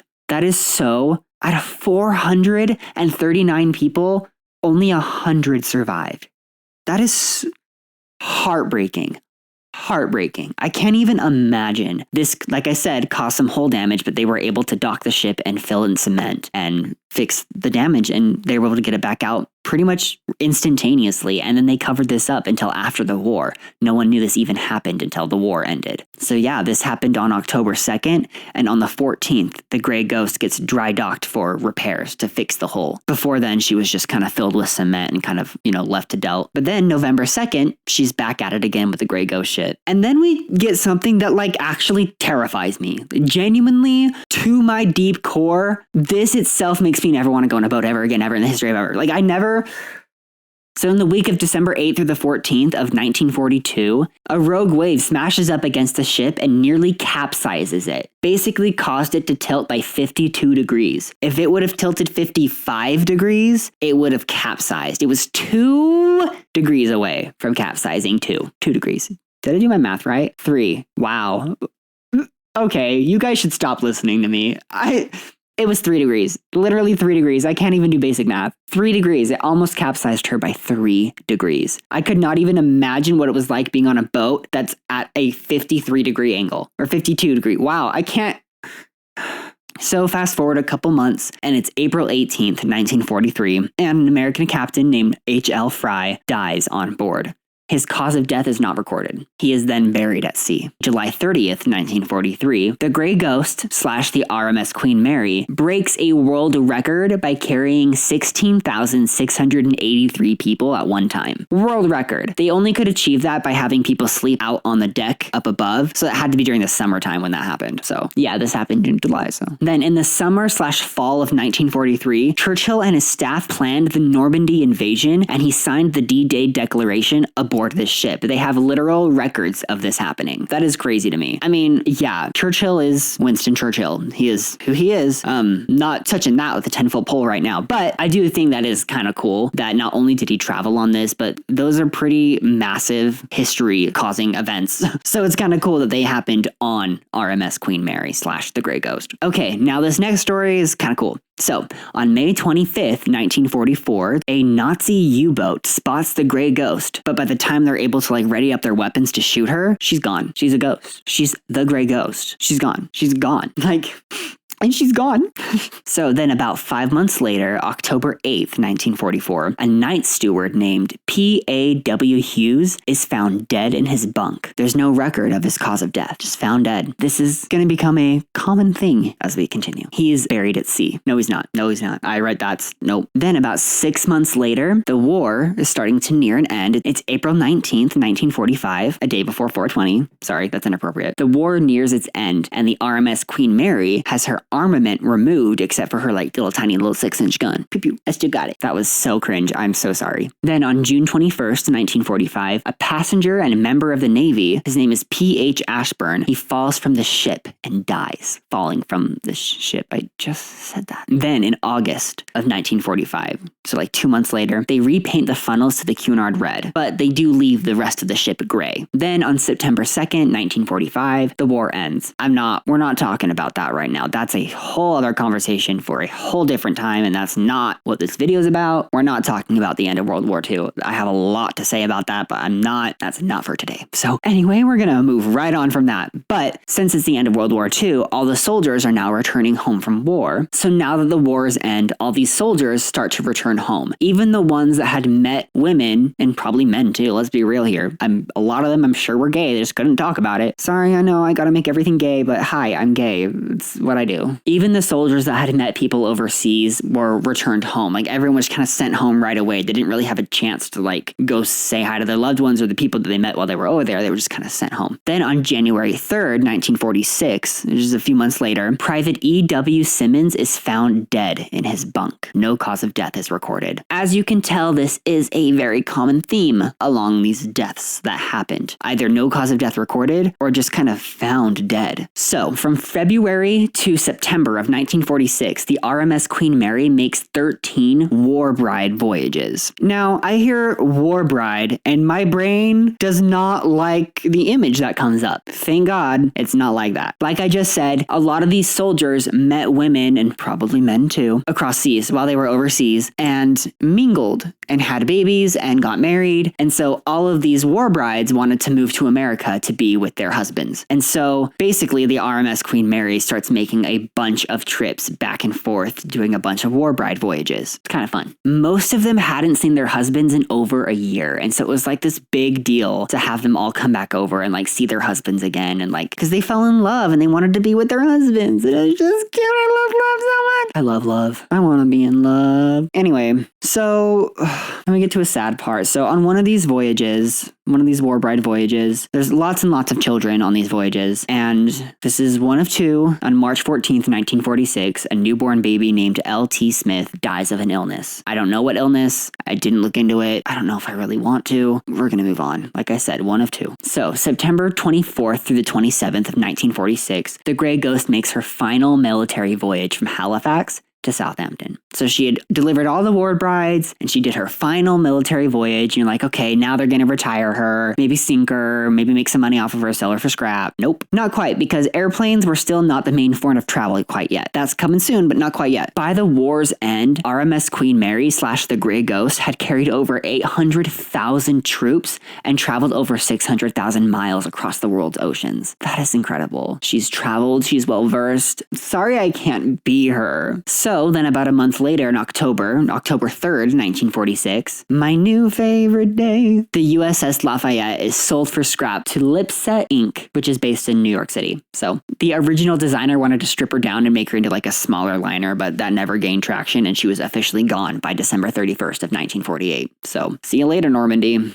That sucks. I love Mass Effect. Okay, so now we're going back to the Queen Elizabeth for a second. She takes her maiden voyage on October 16th, 1946. So this is right after the Lafayette is sold for scrap. She finally takes her maiden voyage to New York after the war made it like almost impossible for her to be like a passenger ship. She was getting converted from a warship back to a passenger ship during the war bride voyages that the Queen Mary was doing. Then February 15th through May 3rd, the RMS Queen Mary starts her renovations to become a luxury cruise liner again. So they are like, we are going to completely renovate her and make her into what she used to be. And then in May through July, she gets all of her old furnishings back and she is then ready for passengers. She now has air conditioning throughout everywhere, including first class, second class, and third class. And they also changed the names of the classes. So there was first class, cabin class, and tourist class, first, second, and third, basically. First class usually was at the middle of the ship because it had like the least amount of movement, and this applied back when it was first made too. Second class was at the back of the ship, which is still less movement, but kind of loud because of the engines, and then third class is at the front of the ship, which is the most movement. So during this time, the Elizabeth is out being a cruise liner and transporting people. So then as of July 1947, the RMS Queen Mary and the RMS Queen Elizabeth are sister ships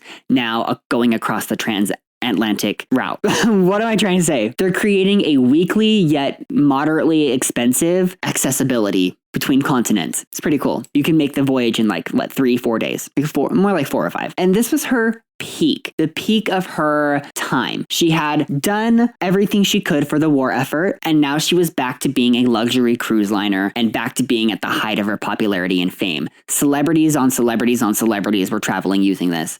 everyone wanted to be on the Queen Mary and the Queen Elizabeth. They were very, very famous. Both of them were very, very famous. And so, of course, with so many people traveling on this ship, a few of them are bound to die. So we're going to start talking a little bit more about some deaths. So get ready for some deaths. So on July 31st, 1947, the RMS Queen Mary takes her first post-war voyage. She takes 1,897 passengers and 1,280 crew with Commodore Illingworth.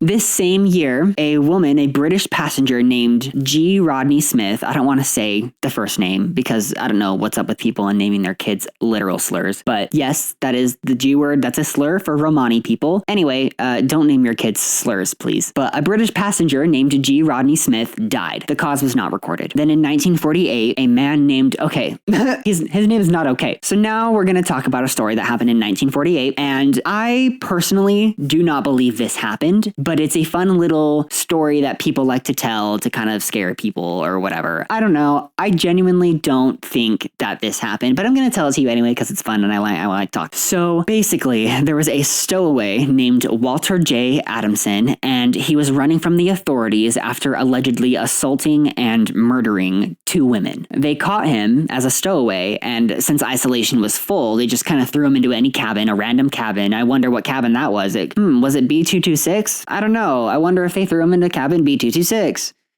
Yeah, they did. If you don't know anything about the Queen Mary, cabin B226 is the most haunted cabin. And so that, I don't know. Part of me thinks that this was made up to like give the story, the cabin, like a backstory to make it even more haunted than it is, to like drive up sales. I don't think B226 is the most haunted room in the Queen Mary. I think it's played up for sales. That's just my personal opinion, but we'll get to that. Like I said, I don't believe this story happened. Anyway, so he's locked in B226. He's locked in the room, and they station a guard outside the door, and the guard's doing his thing and suddenly hears Walter screaming, "Let me out, they're going to kill me," and he's pounding on the door. The guard, thinking it's just a ruse to try to escape, like doesn't believe him and just lets it be. And eventually Walter stops. Then when they arrive in New York, the authorities, come to get Walter from the room, and he's dead. Apparently his injuries were like really disgusting and gross, and there was blood all over the walls and blah. I just don't believe, like, it's just so dramatic and exaggerated. And his Walter J. Adamson, his name is not found on the list of people who have been recorded who have died on the ship. I don't believe this story ever happened, but believe what you want. I don't really care. The theories about what happened vary. People think like a crew member maybe heard that he killed these women, and so they wanted revenge. My theory, if this was true, my little headcanon is that, okay, so we're going to get to it in a little bit, but the Queen Mary seems to be kind of like, it's like a conduit for spirits. It doesn't have to be. People make theories that the ghosts inside this ship aren't all people that have died there, and that some people like to visit it. And like, there's theories about, that's the thing is, I want to go into like the afterlife. When you're a ghost, can you just kind of pick where you go? There's a whole thing. But like, let's say it's like a conduit where any ghosts, even the ones that haven't died there, can just kind of hop on board. Or there's a theory that there's a portal in the changing room in the first class pool, and that, that's where the ghosts kind of come in and out, and that any ghost can kind of hop on board when they want to, if they want to, using the portal, which that's kind of cool. My theory, what if these 2 women that this dude killed came on board the ship using this portal, right? And exacted their revenge on him and were able to kill him. I don't know. You know what? I think this story is true simply because I want that to be true, because I love a good revenge plot. I am a sucker for a revenge plot. So yeah, that was sometime in 1948. I don't even have a date for that. Like, I legit don't know when that happened, if that happened, where that happened. So January 1st, 1949. So this was in 1948. And now we're in 1949. The Queen Mary runs aground off of the coast of France, and then she's refloated and returned to service. So she's working fine. She's okay. Nothing happened. She's okay. She's fine. She's okay. But cannot be said for passenger Mr. H.M. Sitchell, because he dead. September 16th, 1949, so later that year, passenger Mr. H.M. Sitchell dies from a coronary occlusion, whatever. It's basically a blockage of the coronary artery, usually leading to a heart attack. He was the first recorded British passenger to die on board, and he was buried at sea. Then, on September 23rd, 1949, Senior Second Officer William Stark was coming off duty, wanting to hang out with his crewmates, so he asked the steward steward for a bottle of gin. And this steward was not his regular steward. It was a different steward. And so he didn't know where the bottle of gin usually was. So he goes into the room and tries to like find where the bottle of gin was and grabs the wrong bottle. Apparently, this bottle of gin was filled with tetrachloride for whatever reason. What is... Tetrachloride is a chemical compound that contains chlorine atoms. It's kind of like chloroform, I guess. It has an odor that can be detected at low levels. I don't know what it's used for. It's a solvent and a cleansing agent. So it's basically used to clean stuff and as a solvent. Weird. It's like I just repeated myself. So he takes a big swig of this tetrachloride and he has a cold, so he doesn't smell it. It's weird. He thinks it's off a little bit. He comments to his coworkers that it tastes a little weird. And then he dies. Straight up dies. So yeah, he was buried at sea. And also sometime in September of that same year, there was another passenger death recorded that was not actually recorded. It just says passenger death. There's no cause of death, no, like it doesn't say who it is, nothing. Then in February of 1950, there's another passenger death with, again, no information. Then March 15th of 1950, a fireman named W. Humphreys was found dead in his bunk. Cause of death not recorded. It is actually kind of wild how many people are just found dead. I mean, I don't know much about the times back then and about medical history, but is that normal to just be found dead that often? Does that happen on today's cruise ships? I know people do die at sea. That's a thing that does happen. Obviously, when you have that many people traveling on cruise ships that often, people are going to die. But like, it's still then May 28th, 1950. Yeah, about 2-ish months later, an American passenger named Mr. W.H. Barrett is the first to die of coronary thrombosis, aka blood clotting in your heart's arteries. I say first because it is actually kind of wild how many people die of coronary thrombosis. But yeah, it's blood clotting in your heart arteries. Then in that same month of May, another passenger with no details is recorded as dying. Then July of 1950, July 11th, a British passenger named Mr. H.C. Bazette died of heart failure. Then on July 26th, 1950, 15 days later, a passenger named Mr. P.H. Davies gets lost overboard. That is actually one of my worst fears. Aside from being in a boat as it capsizes or sinks, but getting lost overboard. You fall off a ship, you're dead. You're dead.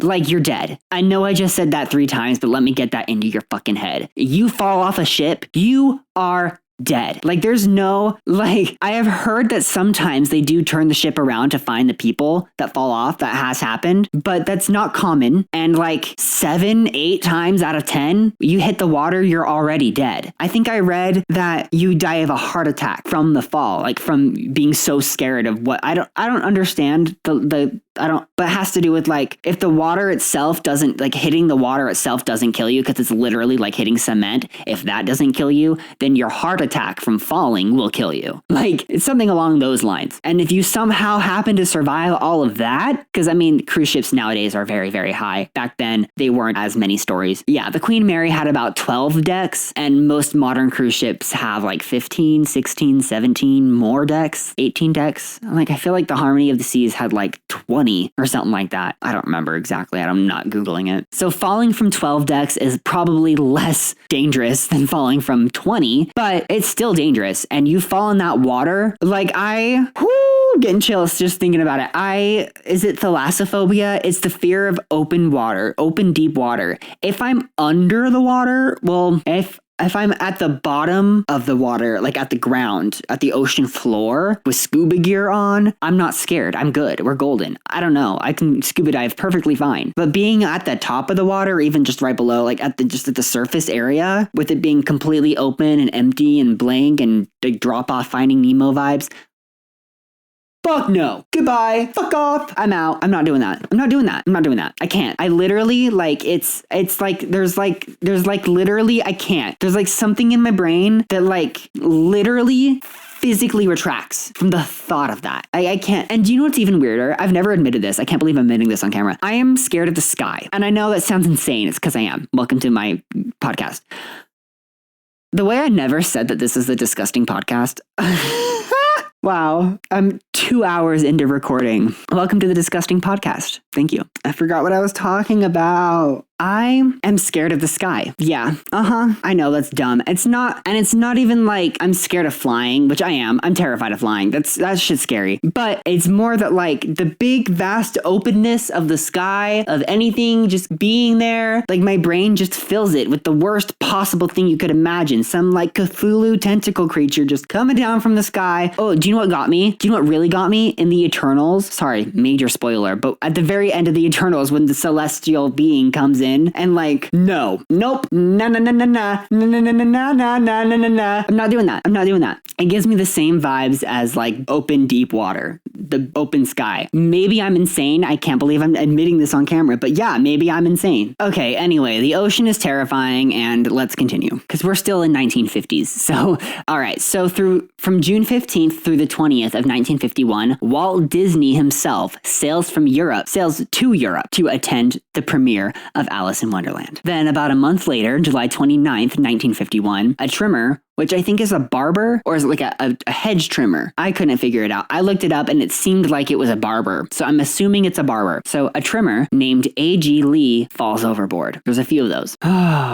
Okay, this is the last one, the second of the two, okay? August 1st, 1951, an American infant named D.J. Martin dies of an illness. I again, don't know any of the details, and I didn't even try, and we're gonna move on. I just feel so horrible. That just sucks. August 15th, 1951, a master at arms named J.R. Maloney. A master at arms is, what my understanding is, in like the Navy, the master at arms is like the head of the security, like the one in charge of like making sure security is good. Like the one in, like the chief of security or something like that. I don't know. But he was labeled as the master at arms. His name is J.R. Maloney, and he was found dead in his bunk with a cause of death that was not recorded. Then, September 26th, 1951, a passenger named Mr. A. Kaser dies of pulmonary edema, which is basically your lungs filling with too much liquid due to kidney disease or heart failure. I don't know which one caused his lungs to fill with too much liquid, but they did, and he died, and it's sad. That's awful. And then, on June 29th, 1952, the assistant barkeeper named H. Healy dies of coronary thrombosis, aka the blood clotting in your heart arteries. There's another one. Then on July 15th, 1952, the SS United States takes the Blue Ribbon from the RMS Queen Mary and still holds it to this day. So finally, the Blue Ribbon has a owner. And of course, it belongs to America, because why not? Then on March 14th, 1953, U.S. passenger Mr. M. Shield dies of coronary thrombosis. Again, another one. Then on August 8th of 1954, so this is like a year later, another passenger, this one a Mrs., her name's Mrs. M.A. Ferris, also dies of coronary thrombosis. Then on November 1st, 1954, the actual Queen Elizabeth, not the ship, like the real, like the actual Queen, returns to England aboard the Queen Mary after a goodwill trip to the U.S. I assume that she traveled to America on the Queen Elizabeth and then traveled back on the Queen Mary. That's my assumption. I didn't actually look it up. I didn't care enough. All right, now we're going back to the third-class staircase, because on October 10th, 1954, a third-class British passenger named George S. Waymond was found collapsed on the bottom of the third-class staircase between A deck and B deck. His cause of death suggests a heart attack, but I'm pretty sure that a sudden movement of stairs, if you're walking upstairs and they're suddenly pulled from underneath you, or if you're walking upstairs and they're suddenly up and you're hitting your face on the ground, like that would cause a heart attack. Like the sudden movement of that could totally cause a heart attack. In my opinion, I'm not a doctor. But basically they found him there and his autopsy revealed that he died of a heart attack at the bottom of the stairs. But like imagine literally dropping in a roller coaster with no safety. You're just free falling. That drop, that fear, that's what would happen. Basically. That staircase was deadly.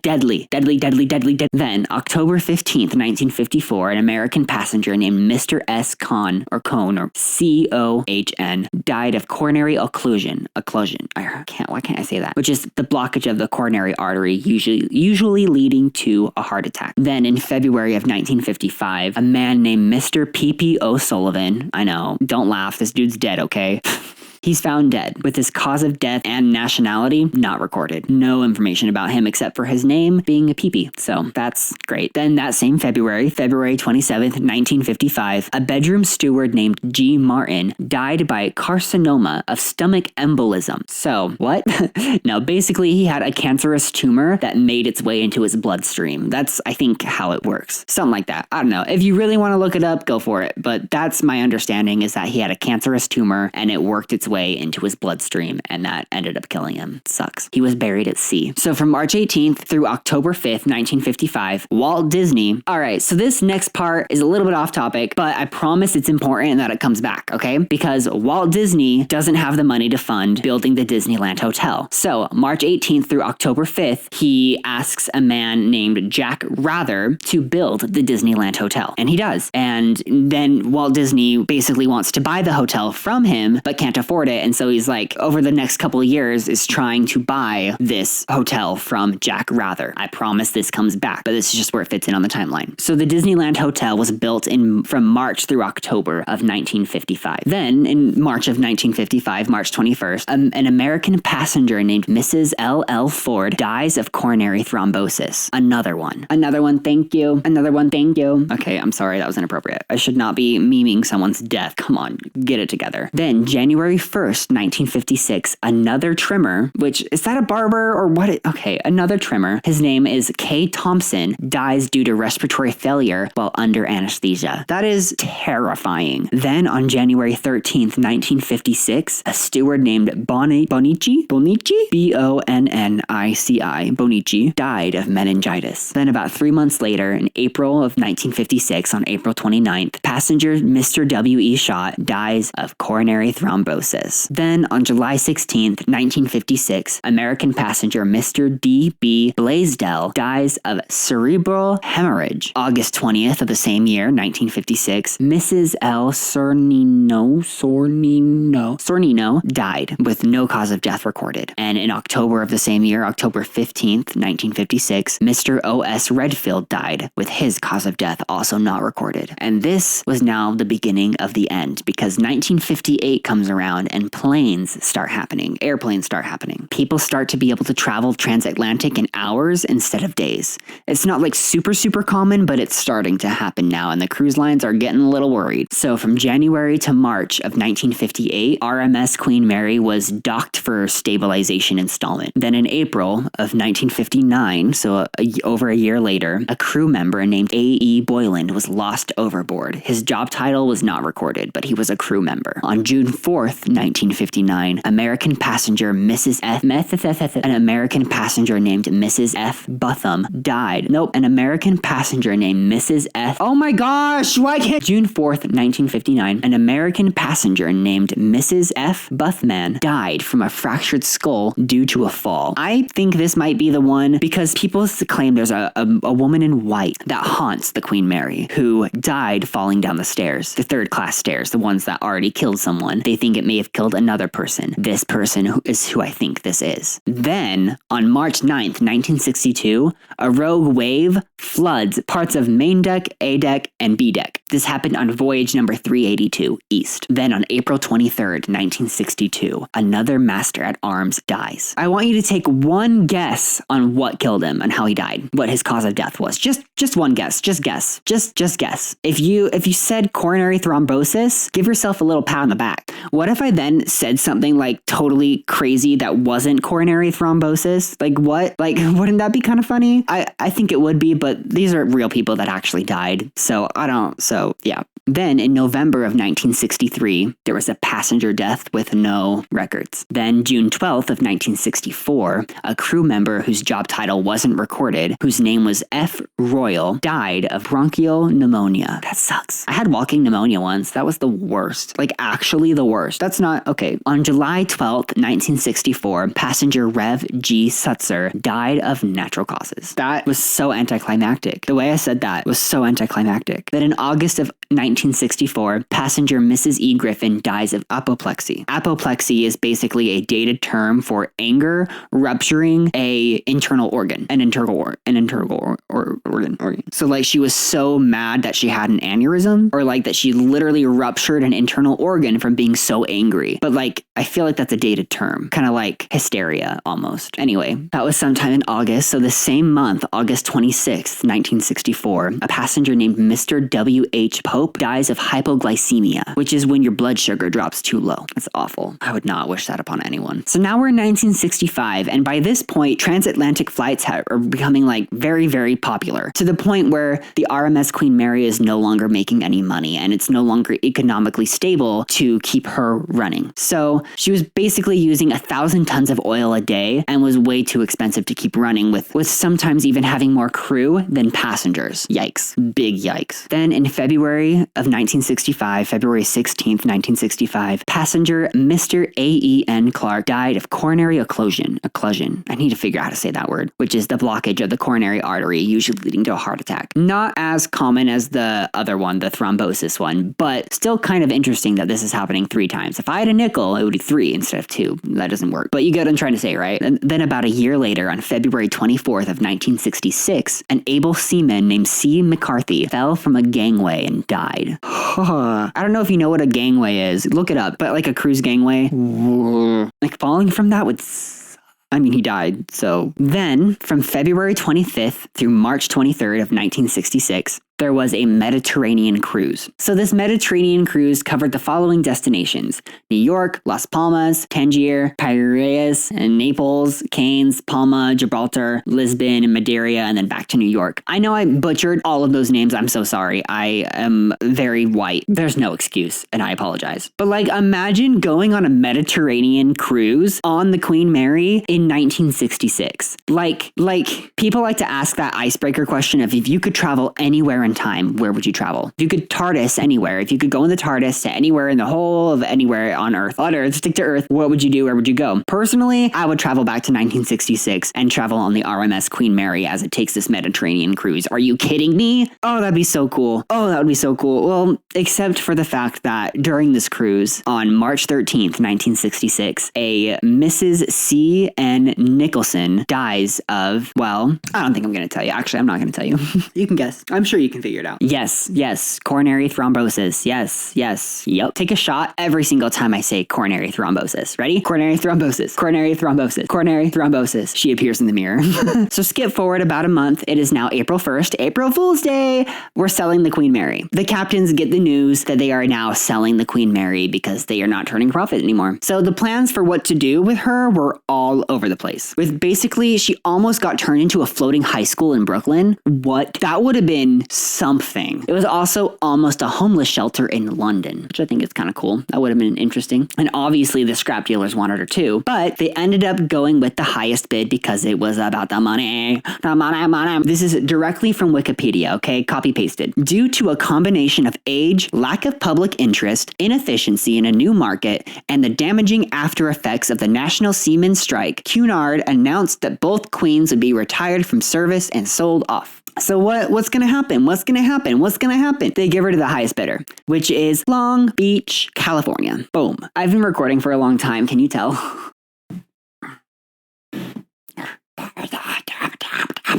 Look, this episode's going to be long, okay? We're talking about the Queen Mary, and there's a lot to say. And I'm not going to apologize for it because you signed up for this when you clicked follow or when you clicked play. You saw the time code and you clicked play. Hello, we're all here to talk about the Queen Mary for 5, 6, 7, 8, 9, 10 hours, okay? Like, it's fine. Could you imagine, though, if I actually made this like 10 hours long? That's like my new favorite bit right now is, could you imagine? Or you say something so completely blatantly wrong, but like imagine, though. But like imagine. Just like pretend for a second. It's like my favorite bit. I don't know.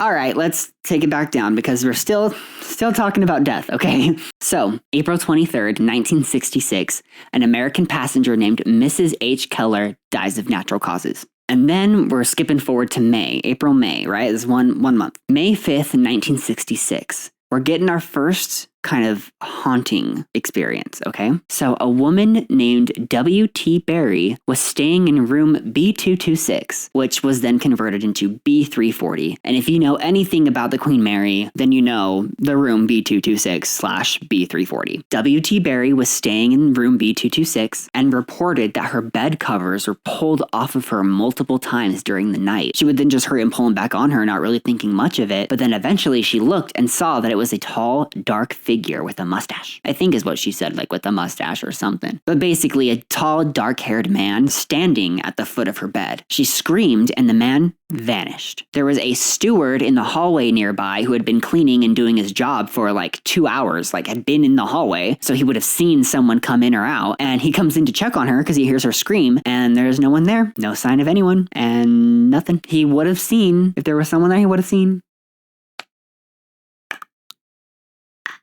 So, on May 31st, 1966, a man named H.E. Ridings of Long Beach, California, sends the first letter of inquiry to buy the Queen Mary, like kind of the first letter. And then July comes around, July of 1966. And on July 10th, we get into one of the most infamous stories of the Queen Mary. So if anyone has seen any pictures of the Queen Mary, I guarantee in the slideshow of pictures that you slide through, you're going to see a picture of this door. I'll put it up for you guys here. This is the door. Wait, this is the door? This is the door.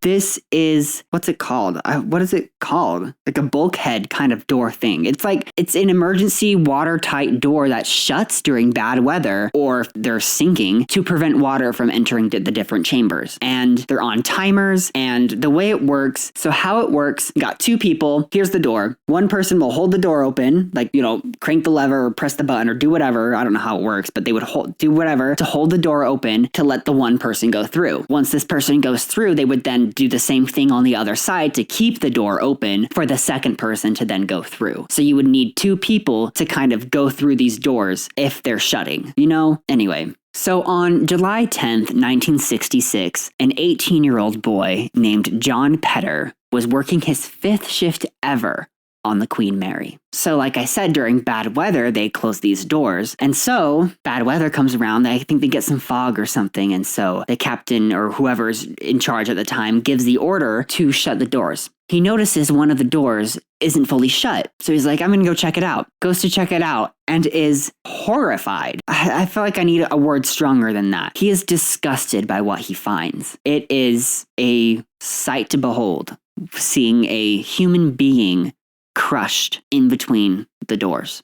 He had a wrench at his feet. People think that he might have been going for the wrench, trying to grab the wrench, and maybe got stuck in between the door as it was closing. Maybe he was trying to operate the door when he needed two people to operate it, and he was only one person. So maybe he tried to open it and tried to make it through, and then it shut on him. I don't know, but that is so awful. There is something though, because I can't seem to figure out if he died off board or on board, because there was someone who was literally working there at the time that said he died on board and they had to store him in the freezer that they had there on board. But when I toured the ship, the tour guide was like, that's a common misconception. He actually died off the ship. He was crushed in the door, and then they eventually got him to the hospital, but it was too late and he died. But he died in the hospital. He didn't die on the ship. That's what the tour guide told me when I went to the Queen Mary in 2019, okay? But everything online and everything everywhere else said that he just died right then and there. So I don't know, believe what you want. Then a few weeks later, about 2.5-ish weeks later, on July 29th, 1966, same year, British passenger Mrs. F. Teasdale dies with no cause of death recorded. Then from August 24th through August 29th of 1966, the fastest eastbound crossing since the Blue Riband record, with a time of 4 days and 10 hours and 6 minutes for the voyage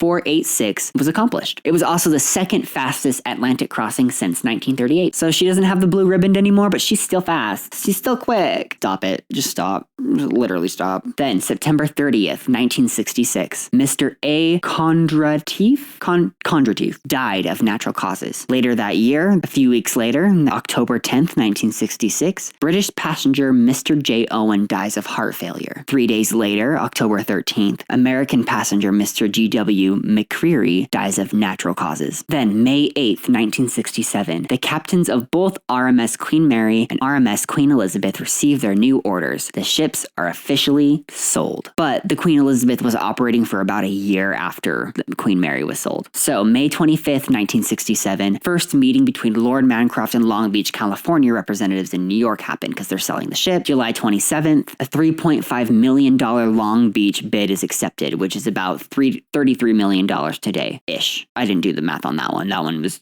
already written down for me, so I could be wrong on that. Then, on September 22nd through the 27th of 1967, she takes her final eastbound transatlantic voyage back over to Southampton. And this is the last time that she was ever going to go eastbound. By that point, she had carried 2 million passengers and traveled over 3 million miles, almost 4 million miles, 3.7 million miles, almost 3.8 million miles. That is a lot of million miles. There's 3. I just wish I could talk. Then from October 13th through the 19th, she cruises from Southampton to Las Palmas and Gibraltar on voyage 514. Then on October 18th, 1967, a British passenger named Mr. A. Meredith died of hepatic failure with coma, which is like liver failure, I think, if I'm understanding that right. Liver failure that put him into a coma. I don't know. I'm not a doctor, but that's what it said on the plaque thing. Then on Halloween of 1967, October 31st, 1967, she departs from Southampton and takes her final voyage to Long Beach. Everyone's waiting for the next surprise. Scream, this is Halloween. Everybody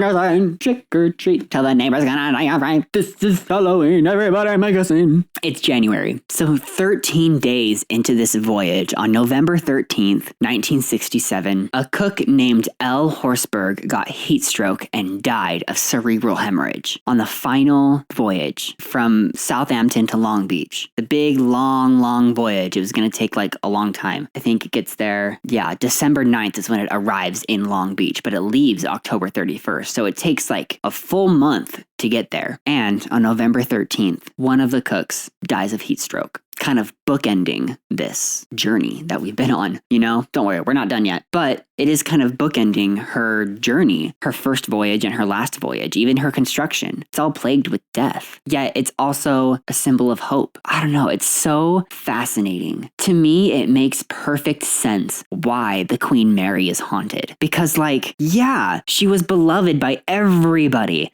and had so many good memories, and then was plagued by a ton of death because so many people were using her. That sounded bad. But that's what I mean, though. Like, but before we get into like the hauntings, which we are going to get into the hauntings, I want to kind of get to present day because we're still in 1967. You're like, okay, there's a lot left. Look how far we are into this.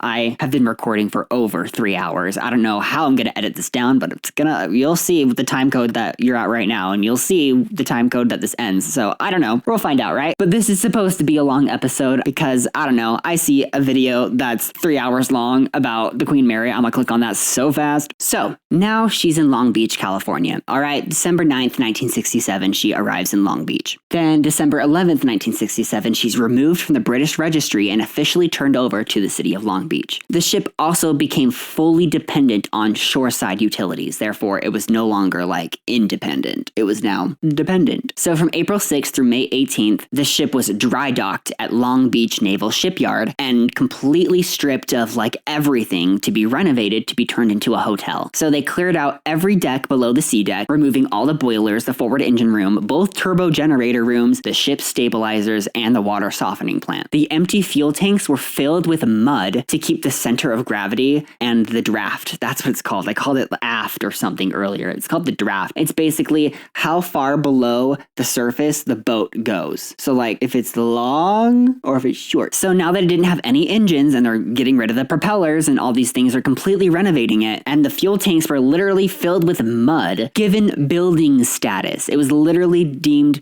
legally a building. She was then repainted with her signature red color that she used to have, and the funnels were taken out and replaced with replicas because they needed to take them out to move stuff, and they noticed the corrosion on it and the deterioration. So they replaced it with replicas. So the big funnels that you see on top are not the original. They are replicas, unfortunately. apparently. So this next part is copy pasted directly from Wikipedia because I was not, like, it's a lot. But this is basically all the different changes that they made to the Queen Mary once they decided to turn her into a hotel for the first time. So again, this is copy pasted from Wikipedia, but it is factually true. I promise you I checked the sources on this. This is all factually accurate. So converted most first and second class cabins on A and B decks into hotel rooms, converting the main lounges and dining rooms into banquet spaces. On the promenade deck, the starboard promenade was enclosed to feature an upscale restaurant and cafe named Lord Nelson's and Lady Hamilton's. It was themed in the fashion of early 19th century sailing ships. The famed and elegant observation bar was redecorated as a Western-themed bar. The smaller first-class public rooms, the drawing room, the library, lecture room, and music studio, were stripped of most of their fittings and converted to commercial use. This markedly expanded retail space on the ship. 2 more shopping malls were built on the sun deck in separate spaces previously used for first-class cabins and engineers' quarters. A post-war feature of the ship, the first-class cinema, was removed for kitchen space for the new promenade deck dining venues. The first-class lounge and smoking room were reconfigured and converted into banquet space. The second-class smoking room was subdivided into a wedding chapel and an office space. Side note, I want to get married at the Queen Mary. I'm like dead ass. I want to get married at the Queen Mary. Like, oh my god, yes. Moving on. On the sun deck, the elegant veranda grill was gutted and converted into a fast food eatery, while a new upscale dining venue was created directly above it on the sports deck, in space once used for crew quarters. The second-class lounges were expanded to the sides of the ship and used for banqueting. On our deck, the first-class dining room was reconfigured and subdivided into 2 banquet venues, the Royal Salon and the Windsor Room. The second-class dining room was subdivided into kitchen storage and a crew mess hall, while the third-class dining room was initially used as storage and I almost said screw space. Not quite. I mean, probably, because it's crew space, so probably. Also on our deck, the first-class Victorian Turkish bath complex, the 1930s equivalent to a spa, was removed. The travesty. Maybe I'm just gay, I don't know. The second-class pool was removed, and its space was initially used for office space, while the first-class swimming pool was open for viewing by hotel guests and visitors. Because of modern safety codes and the compromised structural soundness of the area directly below, the swimming pool could not be used for swimming after the conversion, but it was still filled with water until the late 1980s. So I don't know why they would keep it filled with water and just not let anyone get in it. What's the point of that? Just drain it. Okay, sure. Today, the pool can only be seen on guided tours from the first-class entrance on our deck. No second-class, third-class, or crew cabins remain intact aboard the ship today. Everything's been renovated. So on November 5th, 1968, the RMS Queen Elizabeth finishes her final voyage to New York. The Queen Elizabeth was then sold to the Elizabeth Corporation, which, okay, Torchwood. So yeah, basically in February of 1969, the RMS Queen Elizabeth became a floating hotel in Port Everglades, Florida, which the Florida weather was like really, really bad on it. So then they quickly sold that to, I don't know how quickly, but they did eventually sell that to a Chinese tycoon. I'm pretty sure. Then on February 9th, 1972, the Queen Elizabeth gets deliberately set on fire by someone unknown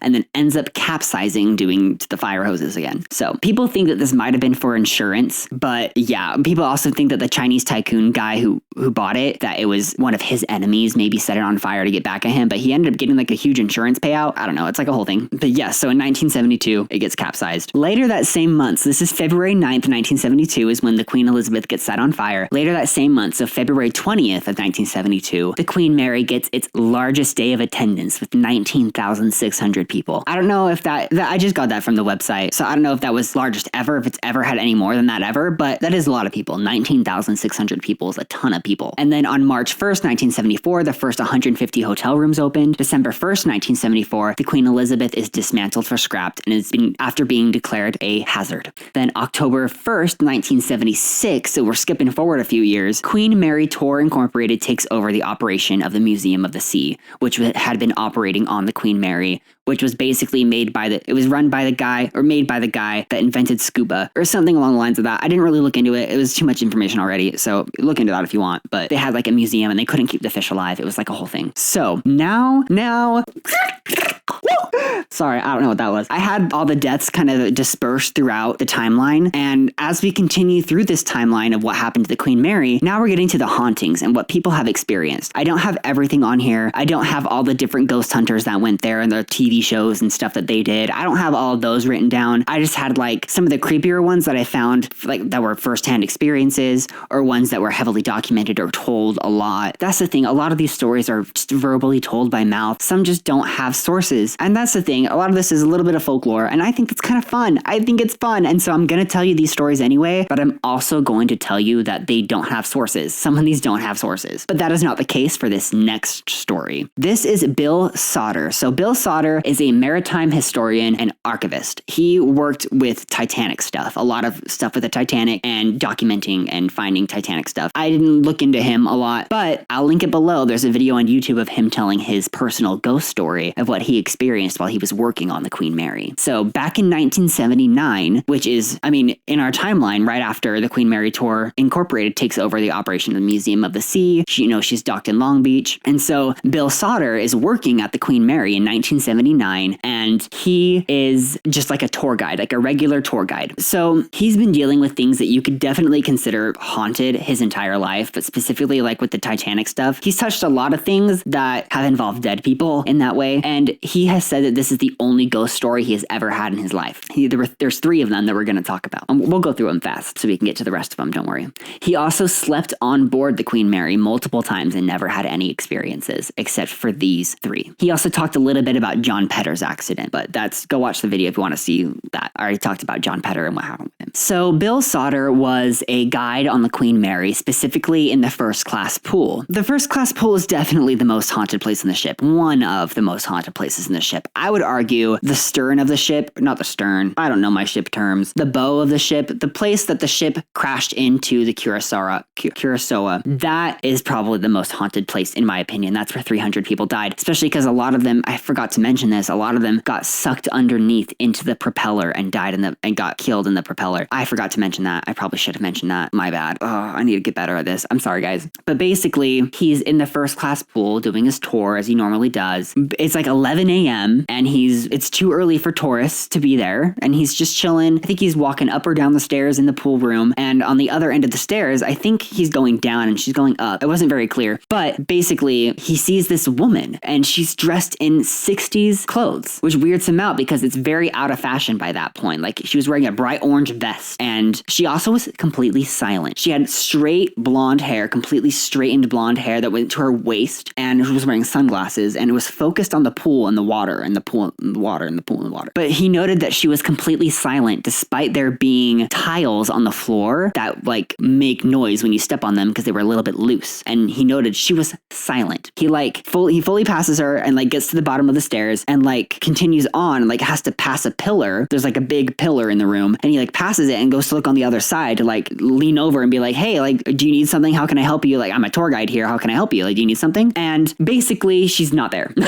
She's gone. That's the story. She's gone. And he's just like weirded out. He didn't feel scared. He didn't feel malevolent. It didn't feel evil. He was just like, she was there one moment and he would have, like, there's no exits up there. Like he would have been able to see her leave. It just made no sense to him. And he was kind of freaked out. Then 1 week later, he was assigned to the bow, whatever, however you say it. I'm not a ship person. And basically you have to go through the pool to get there. So on his way there, he wants to check on the recently installed lights that may have done damage to the tile in the ceiling. So he's at the pool, and this part is wild, okay? Because there's the pool, and the balcony above has a little bit of a bulge because it like comes out, so it's like a balcony. And so you have to kind of lean to see the lights that he was looking at on the ceiling. He was checking for tile damage. And as he's leaning over the pool, he figured it's shallow enough that he wouldn't get in that much trouble if he fell in. So he just kind of leans over and looks up, and suddenly hands grab so they grab like right here and they shove him into the pool, except before he gets into the water, it grabs him at the same place and pulls him back, completely gaslighting him. What? And then he said that he had like red marks on him after that, but he just continued to work, just went to work. And then his third story, and I know that's it, that's literally it. He's just like, yeah, anyway, in my third story, he just moves on. What? Like, so you get pushed into the pool, but then you get pulled back out before you actually hit the water. I would have been so scared. I probably would have started crying. I won't even lie. And then his final experience was a week or two after that one. And it's the end of the day. This is still 1979. It's the end of the day and they're getting ready to close up the tours and like getting ready to go home. And Bill is standing on the bow, whatever. And the tours are getting sparse because, they're getting ready to go home. And, it's summertime. So he's lightly dressed. And basically while he's looking aft, it's suddenly 1966. And he gets this intense vision that lasts for literally an instant second. And this is what the vision is. So he's suddenly in the middle of of New York City in the middle of the winter, and it's 1966, and he can sense the feeling of dread that the crew has because they just learned that they're selling the Queen Mary and all of them are going to lose their jobs. So he can feel that in the air. That was the vibe he was getting, and he could feel the cold, and he could literally feel it. Then at the same exact time, he was also looking over a ship officer who was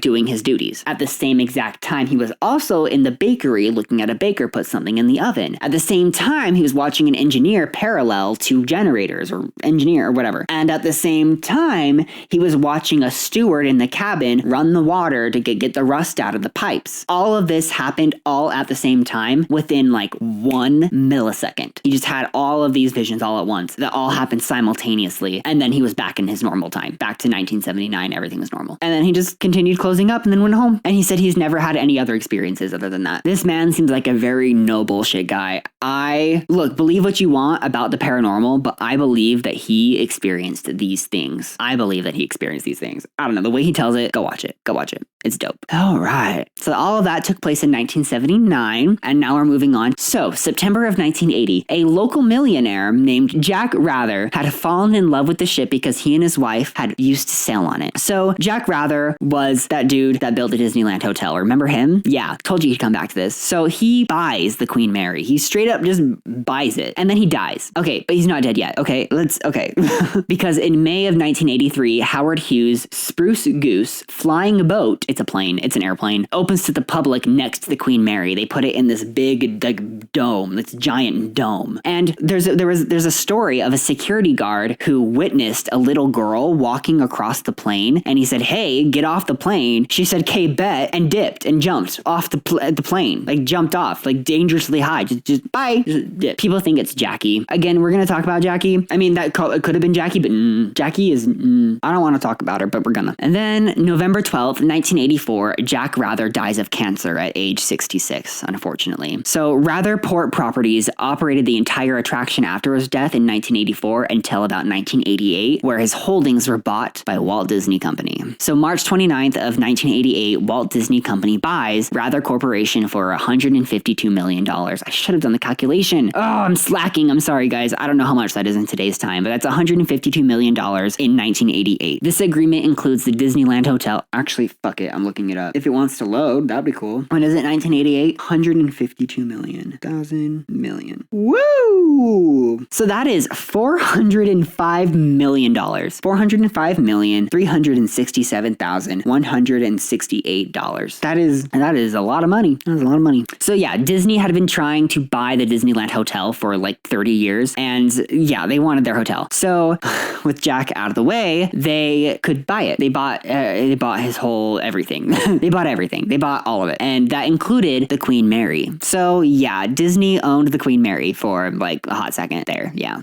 Personally, I think a lot of the stories about Room 340 and a lot of the haunting and ghost stories comes from the Disney time. I think that this is when they really played into that, because Disney obviously found out about the hauntings and capitalized off of it and started offering ghost tours, which they still offer today, even though obviously Disney doesn't own it today. Long Beach, California owns it today. But back then they immediately started capitalizing off the hauntings, and I think that has a lot to do with some of these stories. I won't even lie, which sucks, but hey, it doesn't take away from the fact that Queen Mary has such a unique and interesting history. So yes, Disney now owns the Queen Mary. March 29th, 1988, Disney now owns the Queen Mary, but they never market the Queen Mary as a Disney property. They do market it, and they try to do stuff with it. They actually start to plan this thing called Port Disney, which was going to be a huge resort. Yeah, the late 80s and early 90s, RMS Queen Mary struggled very financially, and then Disney started making plans to turn it into Port Disney, which is going to be a huge resort. It would have been Disney Sea, a theme park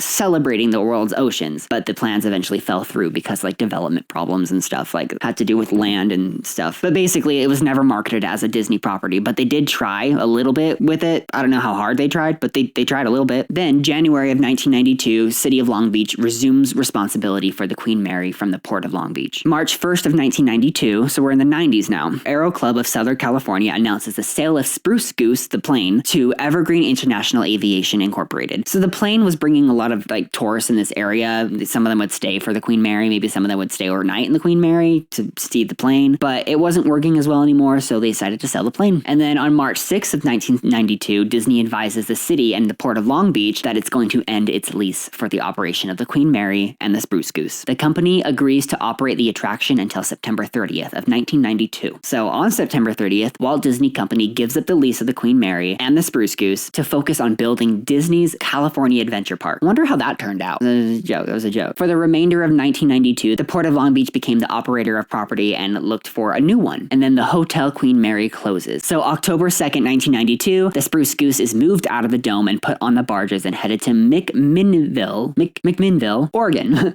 having been sold to Evergreen International Aviation. Then the Queen Mary closes its doors. I was going to say permanently, but obviously not permanently, but the Queen Mary officially closes its doors to the public on December 31st of 1992. Then February 5th, 1993, Joseph F. Prevertil, the president and CEO of RMS Foundation, signs a 5-year lease with the city of Long Beach to act as operations for the Queen Mary. He had managed the attraction with Jack Rathers. Whatever. The Queen Mary then reopens back up to the public on February 26th of 1993 with self-guided tours and a guided captain's tour. There was also restaurants and Sunday brunch. Imagine Sunday brunch in the 90s on the Queen Mary. Oh, incredible. So then March 5th of 1993, the Hotel Queen Mary reopens with 125 rooms. Banquet rooms are also operational. On April 17th of 1993, audio tours begin again with English, German, Japanese, and Spanish. Then on April 30th, the remainder of the hotel's 365 rooms reopen. Also during this period, the ship was nominated and listed on the National Register of Historic Places in 1993. And then the Port of Long Beach turned over the control of the vessel to the city in 1993. Then on May 12th of 93, Captain John Treasure Jones, the 33rd and last captain of the Queen Mary, dies at the age of 87 in his home in Chandler's Ford, England, just north of the port town of Southampton. In 1995, RMS Foundation's lease was extended 20 years, but only like basic ship operations. A new company called Queen's Seaport Development Incorporated was then established in 1995 to control the real estate adjacent to the vessel. Adjacent to the vessel.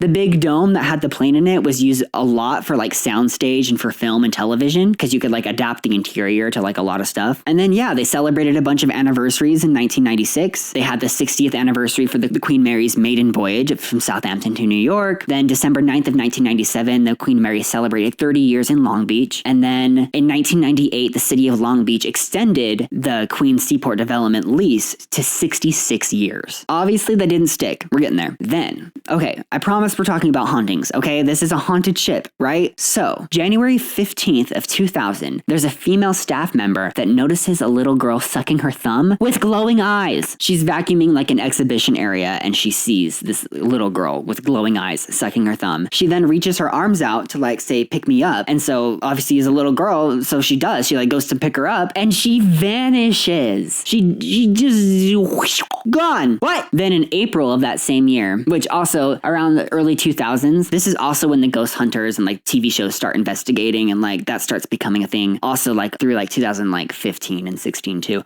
Anyway, we're getting there. So in April of 2000, 2 guests are walking down the promenade deck. The female guest feels like a tug on her sleeve and turns and sees a distressed girl. So she gets her husband's attention to like say, hey, we need to help this girl. And she's gone. She's not there. She's gone. She dips. She vanishes. What is with that? Why do y'all keep vanishing? Anyway, later that night, she's returning to get her purse from her room and she feels the tug again and sees the girl. This time she's able to follow her until she turns and walks through a door, a solid door, like walks through the door, the solid door. In 2001, Carnival Cruises repurposed a portion of the big dome to be like a passenger terminal, which then started making a ton of money for the Queen Mary. In the early 2000s, so we're still in the early 2000s, 2 guests, I don't have like an exact date for this one, but 2 guests were walking on A deck towards the 3rd class staircase when they witnessed a room service tray fling itself across the hallway and scatter its contents everywhere. Then they felt cold air and saw a sign fall from the wall. So they ran.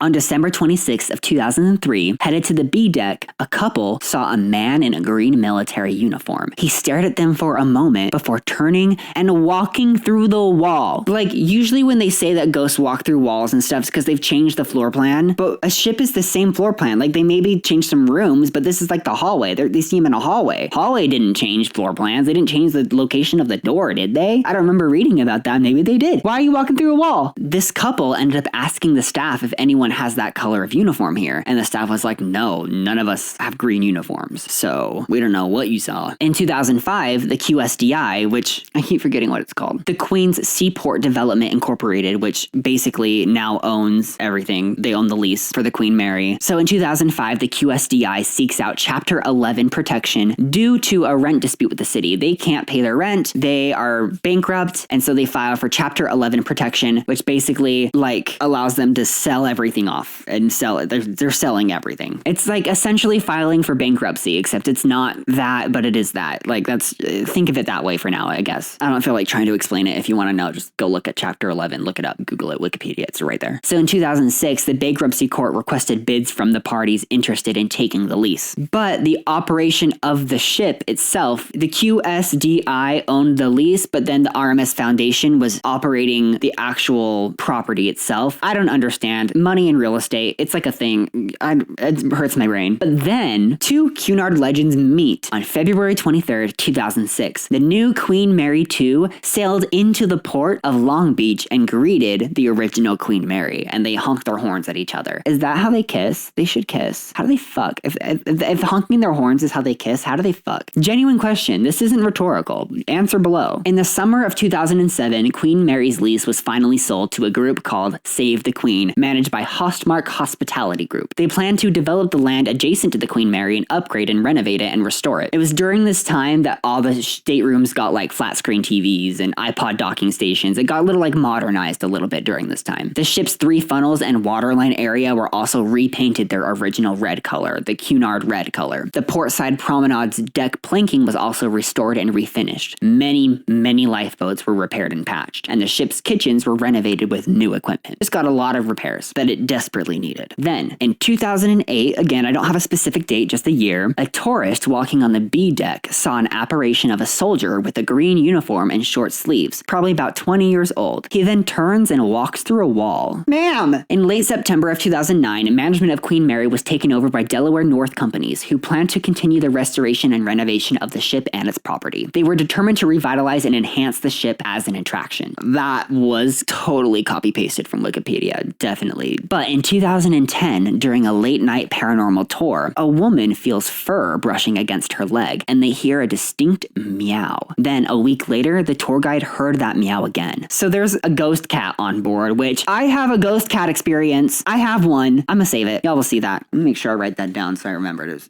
tell it. Yep, I wrote it down, don't worry. But remember, they did have cats on board that dealt with the rat problem and that were friends with the dogs. Like, it's a whole thing. So yeah, ghost cat, that means a cat died on board. Why can't I have one episode that doesn't deal with an animal death? Because the next episode, and the last 2 episodes, I don't know. I'm sorry, guys. I'm sorry.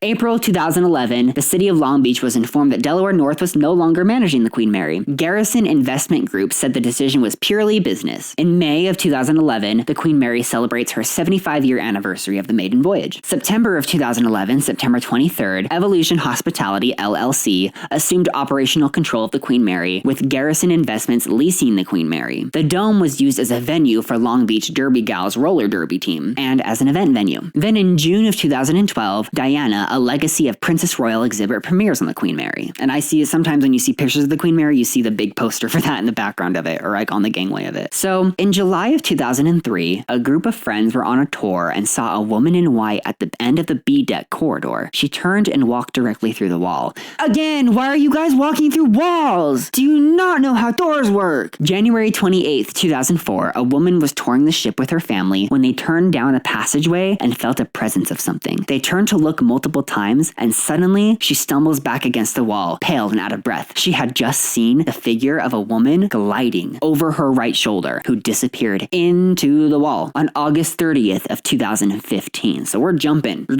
now. Which, like, okay, so between 2004 and 2015, there is a lot going on still. There's still hauntings happening. It's mostly, like, a lot of this is, like, ghost adventures and, like, unsolved mysteries and, like, stuff like that. They do their ghost investigating, and they come to their conclusions and start spreading their rhetoric around. So now, as of 2015, people are starting to see different ghosts that have been reported, and it's starting to get more popular because these TV shows are starting to report on this. So in August of 2015, on August 30th, a tour guide named Anthony had some people in his group tell him they saw a woman with red hair and a blue dress and a hat. She was wearing a hat. And then she vanished right as they entered the room and turned the lights on. A few hours later, a member of staff saw the same woman in the elevators. Anthony then found out that his aunt had died in her sleep that day at 90. So it's like natural causes of at 90 in her sleep. But he also knew that his aunt was known for wearing blue and had red hair. So was she visiting him, or was she a ghost now free to do as she pleases and wants to go visit this luxury cruise liner that maybe she never got to visit or did visit at some point? But yes, I think 2015, 2016, or sometime around here is when Ghost Adventures visited the Queen Mary.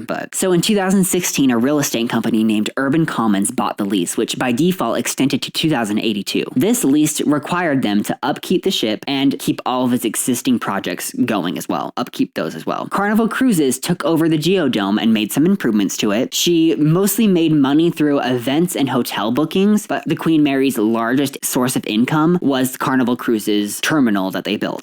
Taxpayer funds were not being used to maintain the ship under this lease agreement. Urban Commons made plans to extensively renovate the liner and redevelop the adjacent 45 acres of parking with a boutique hotel, restaurants, an amphitheater, a marina, jogging trails, bike paths, and possibly a huge Ferris wheel, all of which would cost upwards of $250 million. So they were gonna do a whole thing here. In June of 2016, a female member of staff has a ghost encounter, seeing a little girl in the corridor of the A deck. She inquires about the little girl, who then lifts her arms up as if to be picked up, and as this woman leans down to pick her up, she vanishes. I can't. I've had similar experiences. Not quite as but similar. That is freaky.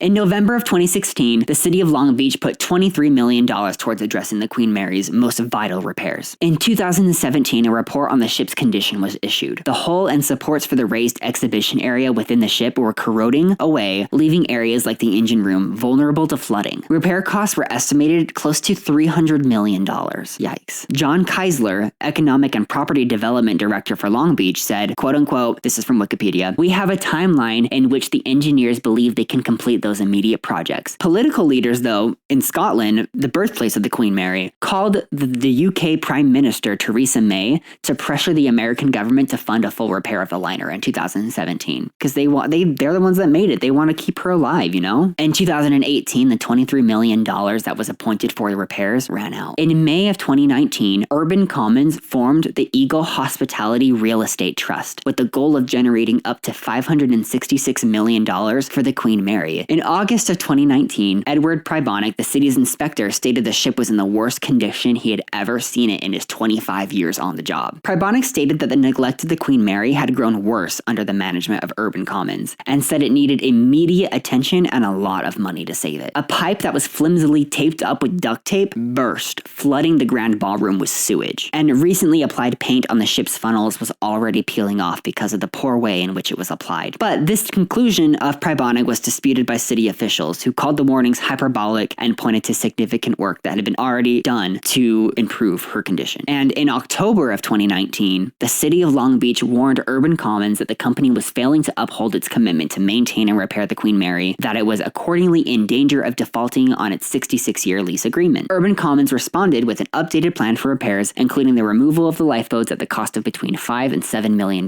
with new paintwork. This is when I visited the Queen Mary. So fun to know that I was visiting the Queen Mary when it was at its all-time low.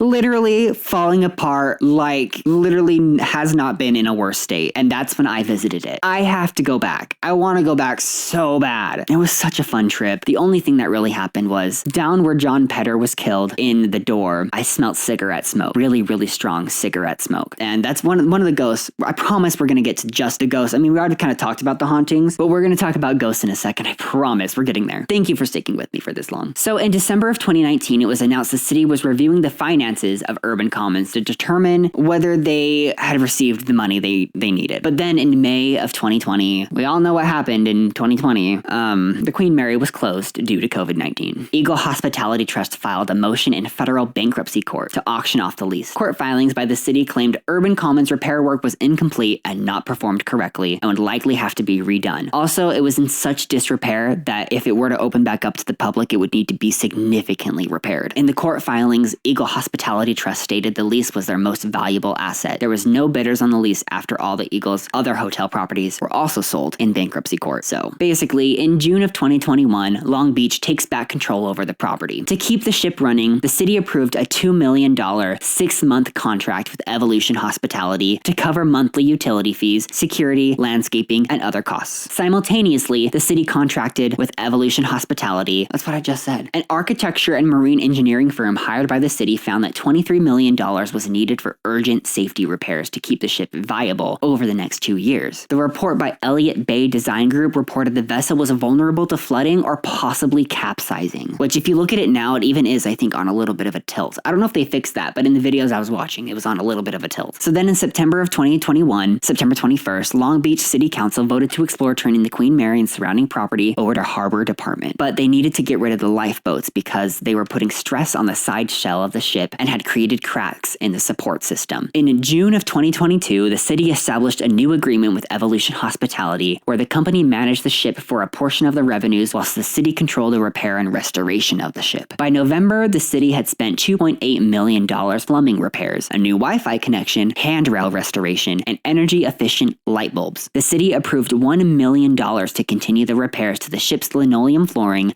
and carpet, refrigerators, elevators, kitchen exhaust hoods, and guest room locks. The ship then opened for limited tours on the 15th of December 2022, and a public opening was held on the 1st of April of 2023. Later in the month, the city announced that the ship and Pier H would remain with the city, with the port being a partner. The repairs, along with the increased tourism, led the Queen Mary to earn over $3.5 million in operating profits from April to December of 2023. So now present day, the city of Long Beach currently owns it and is kind of just banking on it being a historic monument and haunted attraction. It has such a complex and nuanced history, filled with so much love and joy and hope, but then bookend by death. Like it's so, am I saying that right? Bookend? Like you have your bookends on both ends? I don't know if I'm saying that right, but you get what I'm trying to say, right? Like it's so, no wonder it's haunted. No wonder it's the most haunted ship in the world. Like it has such a vibrant, hopeful history. It's a beacon of light. Anyway, of course it's haunted. All right, now let's get to the ghosts, because I know that's what you guys are really here for, right? The ghosts. That's what I'm here for. Hold on, I need to turn off.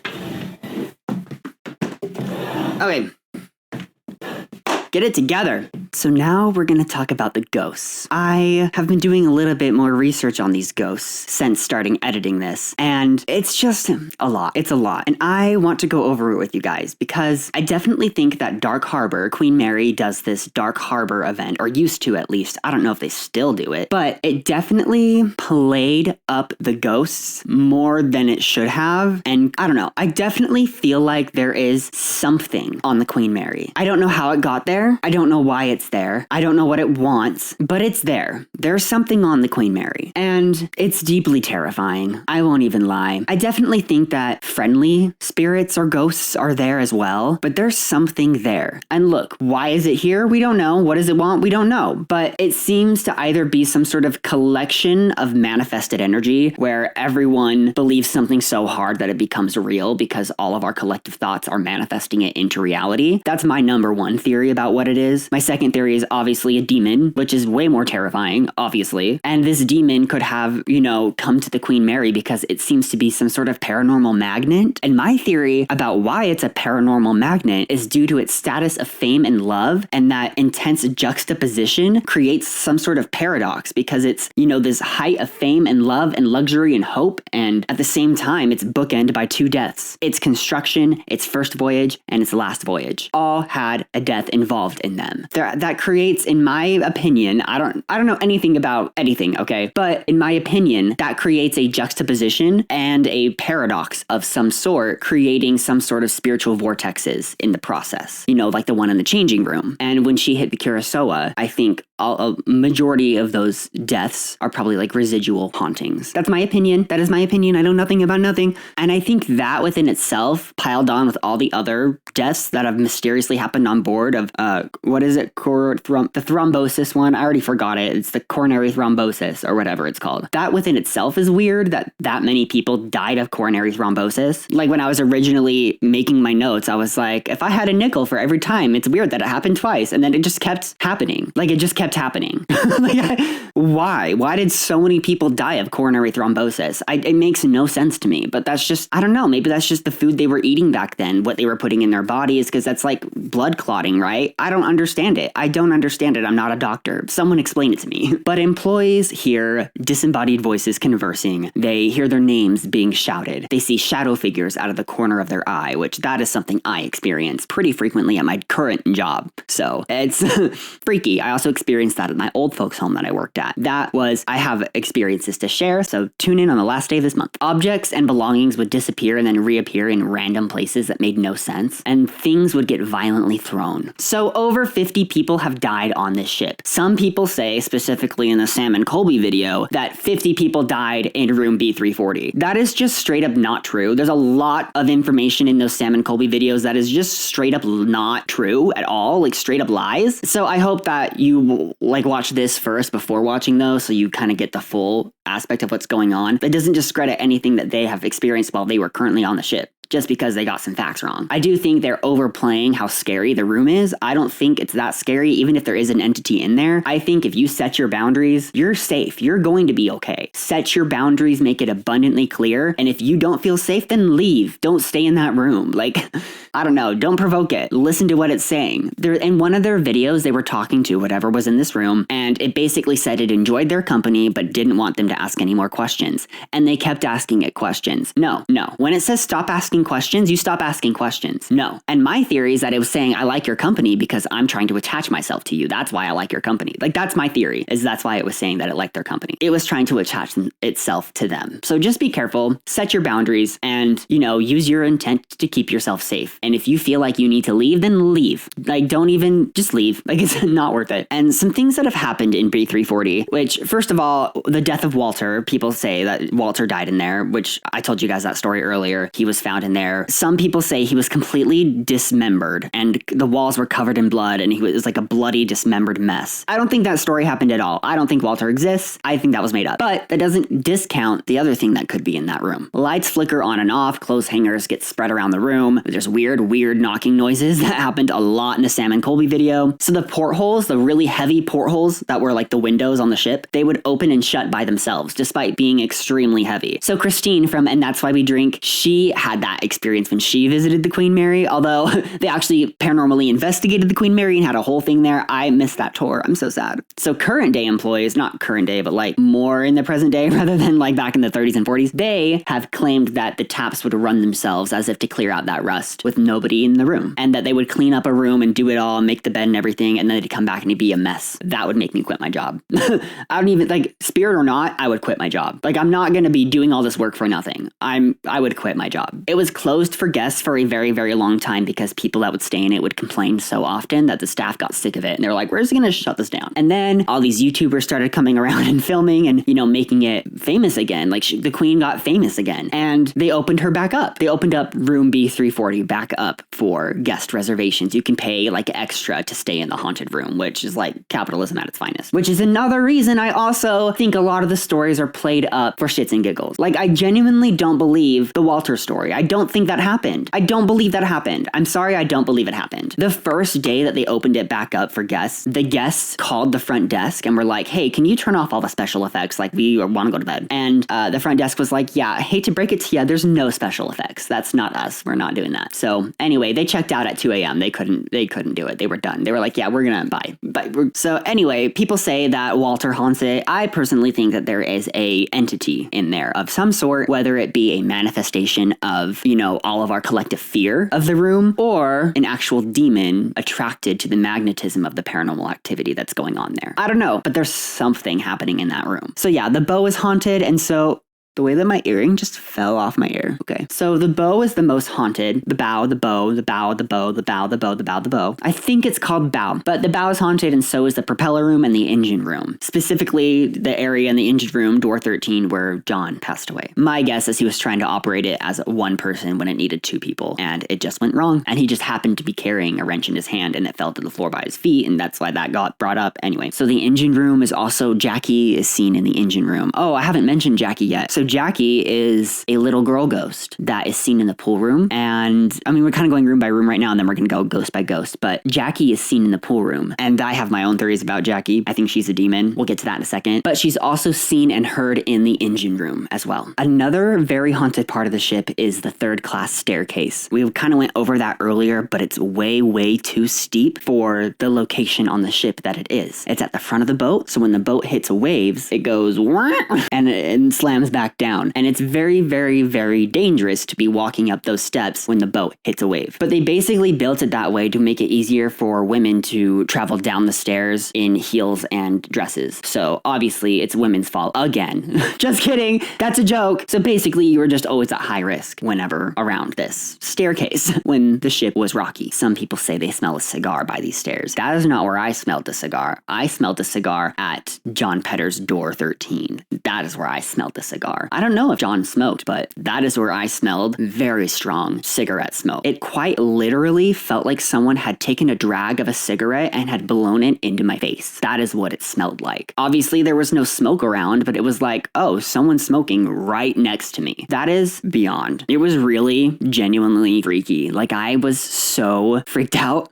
Quack. All right, now we are going to talk about the ghosts. So how do you even define a ghost? Well, back in 1863, just kidding, what if I started a whole dissection about ghosts right now in the middle of this already super long episode, which, by the way, thanks for sticking around. I know this one's super long, but I know that's the point of it. I want my episodes to be long. A lot of them are going to be long. That's the point. So I hope you enjoy. So no, though, what are ghosts? Ghosts, spirits, however you define them. My personal beliefs, then again, you are allowed to believe whatever you believe. This is just what I believe, okay? I am very about letting people believe what they want and how they want. So if you don't believe this, I don't care. This is just what I believe, and this is how I'm going to be living out my podcast, okay? When I talk about spirits, what I'm talking about is the energy left over after a death. I believe that people, I believe that people are. What we call consciousness is an energy, right? That is what we are. We are an energy. Our consciousness is that energy. When we die, that energy goes somewhere, does something. We don't know what happens after death. No one does. Anyone who claims who does is lying to you.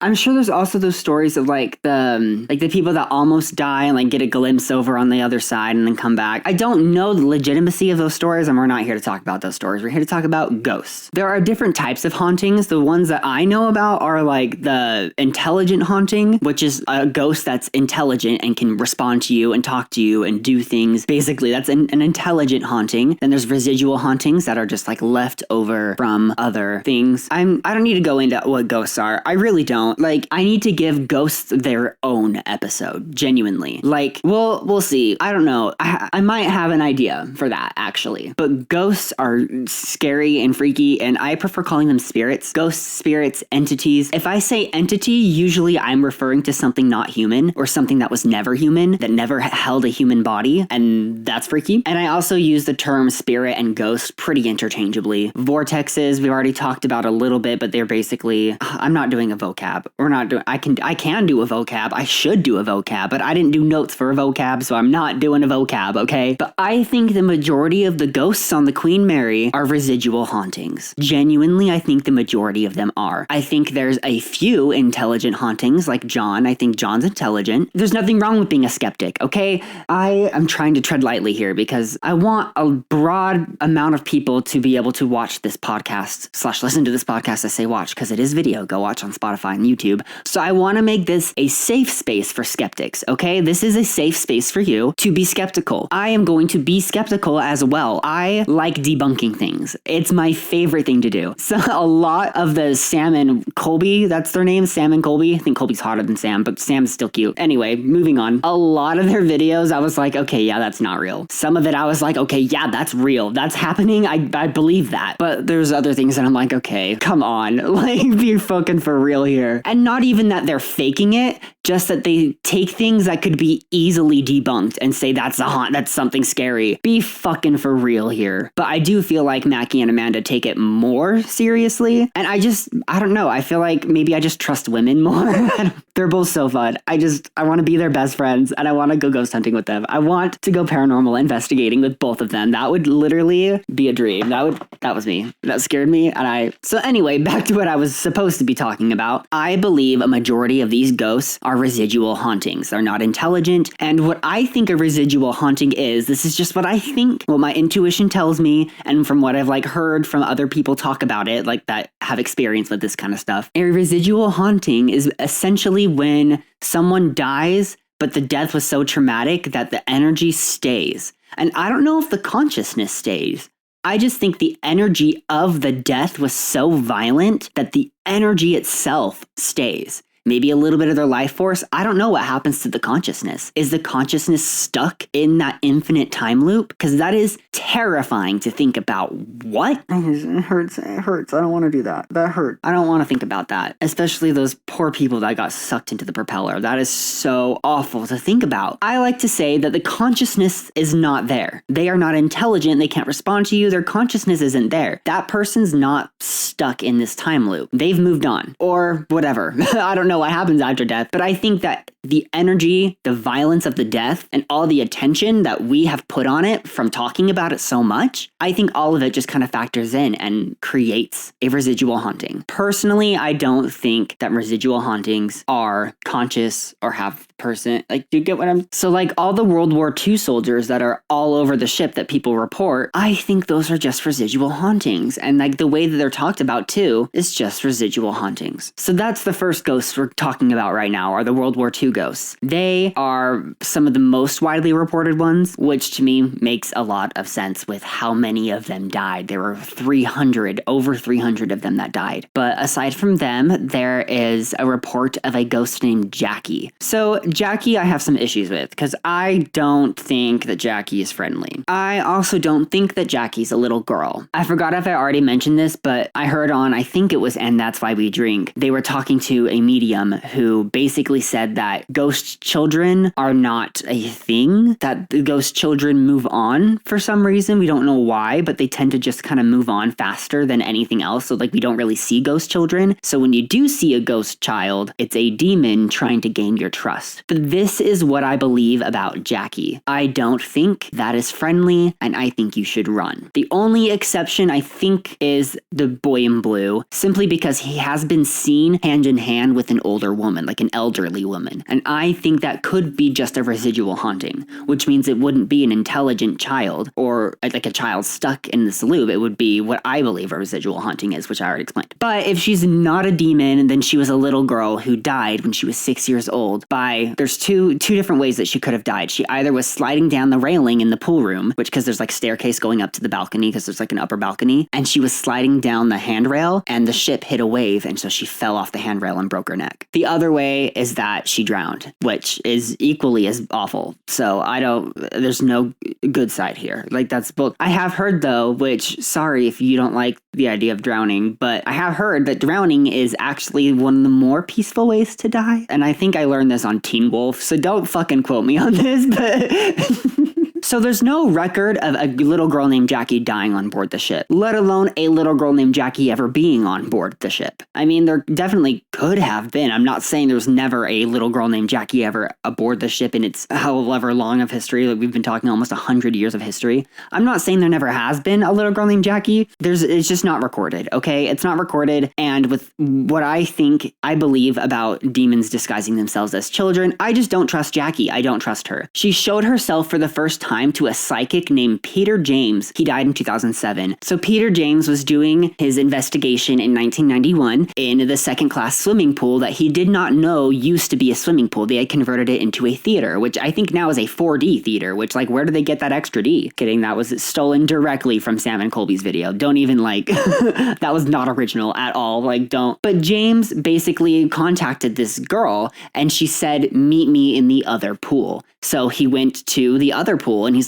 that might have been when he learned that used to be a pool, because it did say that he didn't know that the theater used to be a pool. And so he contacted Jackie and learned that she had died when she was 6 years old by drowning. So I don't know. But other than that, I think I didn't actually watch it. So she might have died by the hand railing. I don't know. There's different stories that are told. I don't know what he found out. I didn't actually watch that. I should have. That would be cool. We can do that on my Patreon at some point in the future. Eventually. I don't know. She loves games and responds to kids' music. So that's freaky. And she's also seen and heard in the boiler room. She's very, very active during the beginning of November. Nope, the end of November and the beginning of December. There's been dozens of other sightings, but late one night, an area maintenance supervisor named Kathy Love reported this. She was with her coworker, and this is a quote. "We came into the pool and I heard giggling, the sound of a little girl playing in the area. And at that point, I noticed there was splashing. The splashing stopped, the giggling continued, and we observed the wet footprints of a small child walking across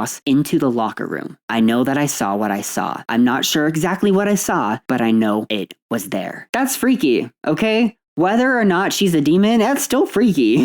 The next ghost we're going to talk about is Sarah. She is basically the queen of the locker room. She is the queen of the vortex in the locker room. She allows people in and out of the vortex, according to legend, I guess. She's supposedly a protector of Jackie and is around her same age. My assumption is that maybe she's not a demon, but she's another entity kind of creature like a demon and does kind of gatekeep this vortex and maybe protects quote unquote Jackie, but isn't protecting, is more of just being a gatekeeper of this vortex. Maybe, ooh, theory time. What if this demon got onto the Queen Mary through this vortex and God was like, no, we can't have that keep happening since he's already there. Like, it can't really get rid of him, although God can kind of do whatever he wants, right? But maybe without like directly interfering, because he like lets people have their free will, including demons. He lets them have their free will. So he's like, okay, if he's there, I'm going to send one of my people down there to protect the portal. And that's who Sarah is. I don't know. That's just like, I pulled that directly out of my butt. Like, I literally made that up on the spot. So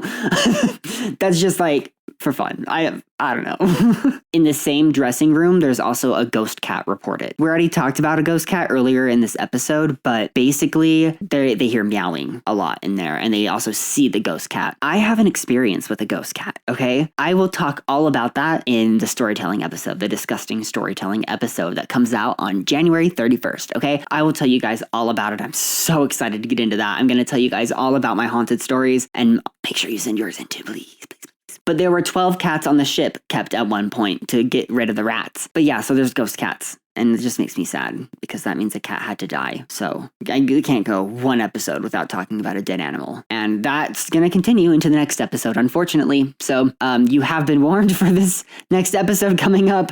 But that comes with a lot more trigger warnings and animal deaths. So we'll get there when we get there. But other than the ghost cat in the dressing room, other pool operations, people see women's in their 50s swimsuit. I think these are residual hauntings. I think that people are just seeing, you know, the peak height of luxury of the Queen Mary because of the vortex, maybe, or something happening there. I don't know. There was no like violent death in the pool as far as we know, but someone did die in like the bathhouse area from heat stroke. It was one of the ones that had been recorded dying on the ship that we did talk about. One of them died in the Turkish bath, the Turkish sauna that they had on the ship that they ended up taking out and using for storage, which, like, okay, that's not a huge travesty or anything. Like, what? You got rid of the Turkish bath and used it for storage? Don't fucking piss me off. Like, what? A guide at some point in the massive history of the ship and like the recent history of the ship after she was docked in Long Beach basically called security because she saw a woman in 50 swimwear about to dive into the pool. So she literally radioed security security and then turned and the lady was gone. And then security came, was like, what's up? And they looked all over and they couldn't find anything. So that's just, then there's the boy in blue. I already kind of mentioned him for a second, but he haunts the first class staterooms and the pool area. He has curly red hair and a navy blue outfit. People tend to hear him giggling. He has been witnessed hand in hand with an elderly woman. I think this is a residual haunting. I don't know if it's intelligent, then it's probably a demon, but with him being seen with an elderly woman, it genuinely makes me think that it's just a residual haunting. Maybe something about the vortex creates some sort of like time portal. That is another theory that I didn't even mention, but basically people think sometimes residual hauntings are like time slips because, oh, I could make a whole episode about time slips. Oh, I should do that. But basically, I always say basically and essentially. There's no way to basically and essentially my way out of this. Time slips are where you get a glimpse of a certain time period. You kind of get pulled into it, right? What was his name?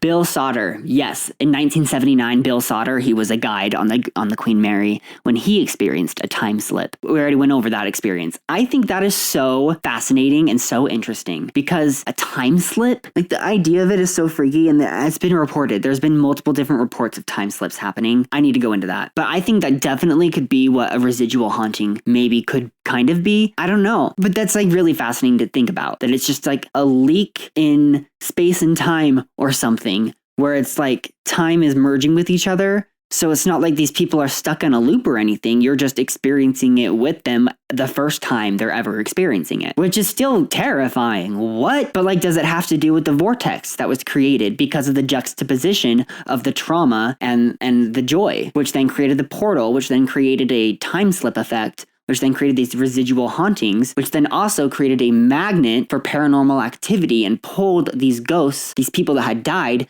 back to their death places. I don't know. Maybe it summoned a demon. I don't know. It's just so fascinating to think about because we don't know how anything works. But doesn't that sound cool the way I'm describing it? Doesn't that sound sick? I don't know how it works. I don't know. But that's just kind of what I feel. It's kind of what my intuition tells me. And it's cool. So a male spirit haunts the dressing room halls. Small trigger warning for sexual assault here. Unfortunately, there have been some rumors about it. That's all I'm gonna say. We're gonna move on. But this ghost seems to be aggressive and not friendly and likes to throw things, and we don't know where he came from. Some people think he might have been the one that died in the Turkish bath that I was ranting about earlier. So I don't know. It's just messy, but it has been reported, and they've always advised women to be careful when going into the women's locker room. So that sucks. That even back in whatever time this was, I don't know when this man would have died. It might have been before the war, after the war, but either way, times don't change, do they? Because look who we elected the president. A rapist! Alright, so moving on from that, because that just pissed me off. Now we're going to talk about someone I would love to talk about. John Pedder. Okay, I don't know. There's something about him that just makes me feel a kinship with him. There's just something about him that just like makes me feel safe. Like he doesn't mean any harm. He got stuck in a door and died. He got crushed. That's awful. Sorry, I don't mean to make you relive that, dude. I just feel so bad for him that he doesn't know what he was doing or why he died. And it's sad. So personally, John Pedder is my favorite ghost on the Queen Mary. But maybe I'm just a little bit biased. I don't know. Then there's this cigar dude. I couldn't find like any information about him other than the fact that it's been reported that there is a man smoking a cigar and there's a strong smell of cigar smoke. So like, okay, yes, I smelled very intense cigar smoke when I was at the Queen Mary. What's even weirder is that it was directly next to John Pedder's door. I shouldn't call it his door. That's kind of messed up. It literally killed him. But that's where I smelt the smoke, okay? We were directly next to it, and I literally looked at my sister and said it, and then I pulled out my camera, and I started recording, and I got this recording. I'll put it here, but... This is the door. Wait, this is the door? This is the door.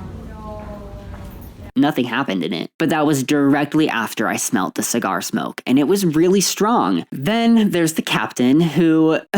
Shane Dawson said he was inappropriate with women, which I don't believe anything that person has to say. So I do think that there is a captain, maybe ghost on the ship. It could be residual, could be intelligent, but I don't think he's evil. He could be. I don't know. I didn't see a lot about the captain. I didn't see a lot reported about the captain, but yeah, it was mostly other stuff. Another one that gets reported is the chef. So we're going to get to this in a second, but there is a story that is told at Dark Harbor, which Dark Harbor, again, we're going to get to this in a second, is something that was put on during Halloween time. It was before the city of Long Beach recently bought the Queen Mary back, where it is now today. Right before that happened, before that, and it was not, I have a lot of issues with it, but one of the stories that was told was about this chef, and I don't know if I believe it. There was a chef that died on record. He died on the very last voyage, and he died of heat stroke. It was not, but the exaggerated story is that he was cooking passengers into food, feeding it to other passengers. They found out about it, and they burned him alive in his own oven. That's like the exaggerated story to make it scary. I don't believe that happened. Genuinely, I don't believe that happened. But the chef ghost does haunt the kitchens, which, by the way, I'm recording this after I edited that part into the beginning of this episode.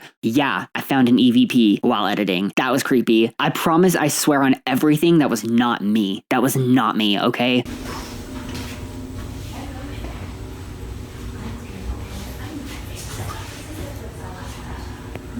I don't want to be.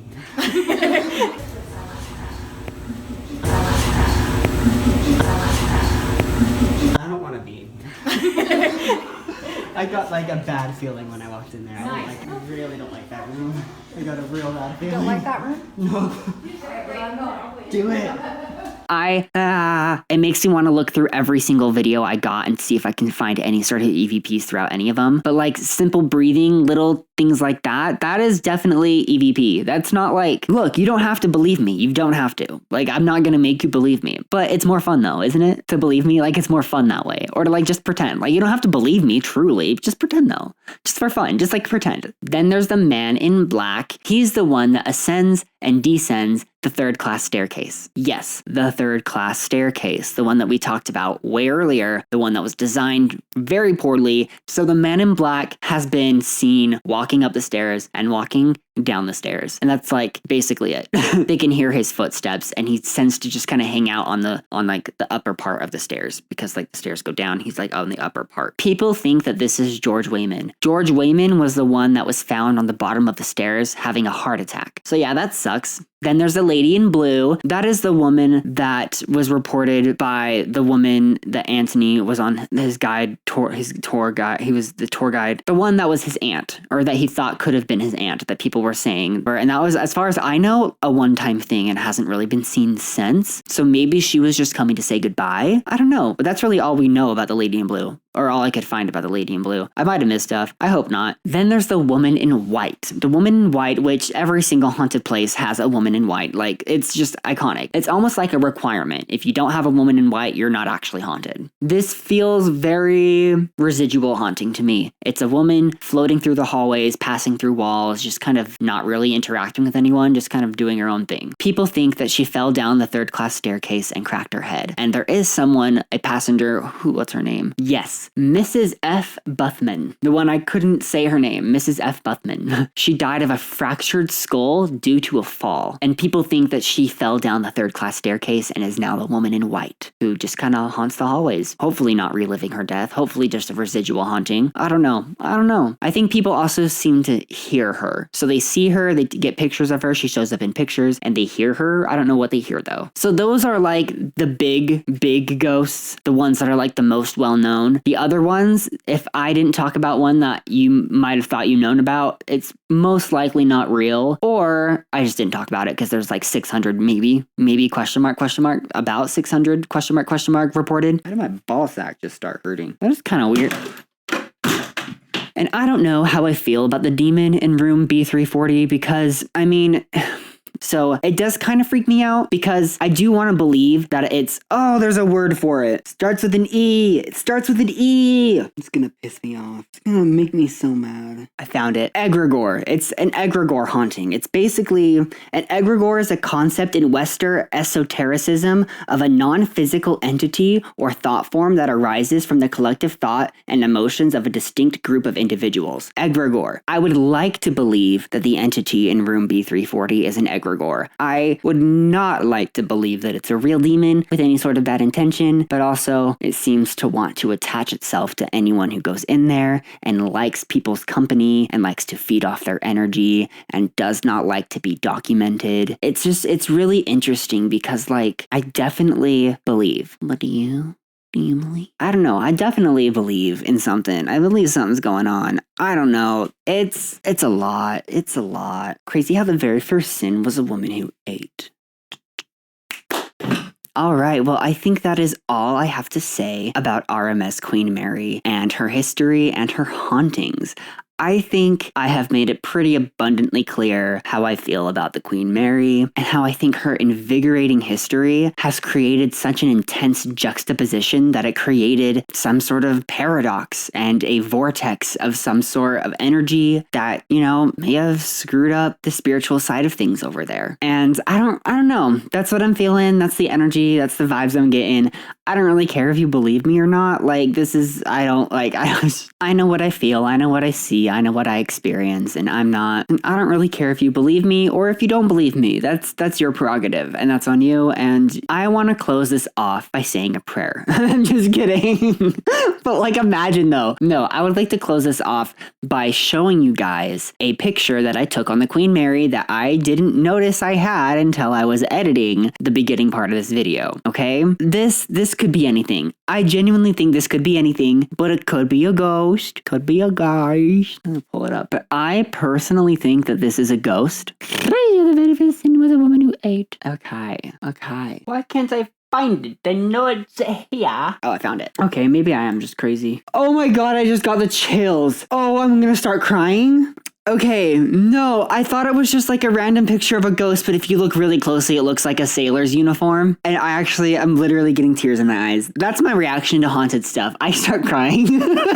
It's ridiculous. I know, it's ridiculous. Oh, I'm getting so freaked out just looking at it. Zoom in. Oh, you can see his necktie and you can see the sailor's hat. It's so... Okay, so I want to know what room this is. I can't remember what fucking room this is. What room is this? I'm getting freaked out just looking at it. I have to take it away. It is so uncanny. So I'm so freaked out right now, guys. This is a live reaction. I was like, oh, that kind of looks like a weird glowing figure. And in the next picture I took of the same exact mirror that's clear, it's a fully clear picture. There's nothing that could have even been that shape or anything like that.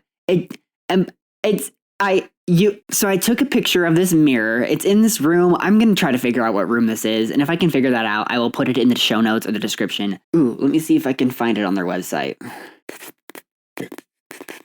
Oh, I just had the room. Now I'm down bad crying at the gym. This looks like that room. No, it doesn't. Does it? I can't tell. Yeah.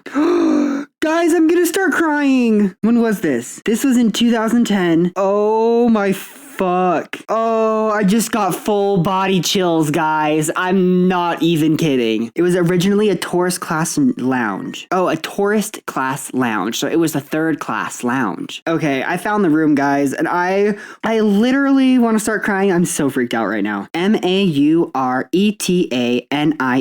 the Mauretania room. And this is what the ghost looks like. I'll put a picture up. So this happened in the Mauretania room.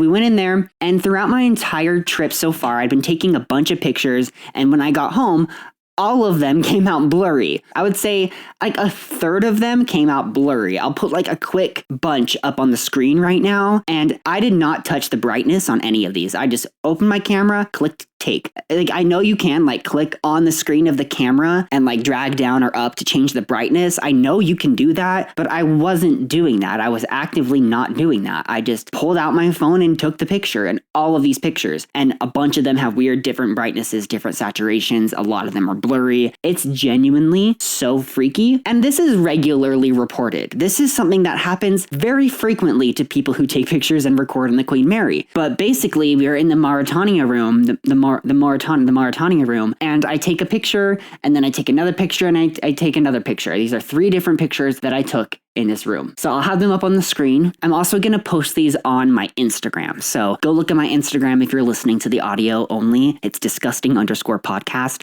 And then you can see these pictures as well. But basically, I took these 3 different pictures that are in this order. There's the first one, which is the one that has the ghost in it. Then there's the second one, which is the clear picture, which I took seconds after that first one. And then the third one, which is completely, I could not figure out what room this was until I saw the ghost picture. And then I saw this blurry picture, this third one. And this was like my favorite picture I took because it was so like creepy and spooky, and like pictures turning out like this was pretty normal. I mean, it's not normal, but it's normal for the Queen Mary. So like, I loved this picture. This was like, I posted this picture on my Instagram. Like I was all about this one. And then I looked and I'm like, oh, that's the same mirror that the ghost is in, that I just barely, it's back. I minimized it and it's back. You are not real. This is not real.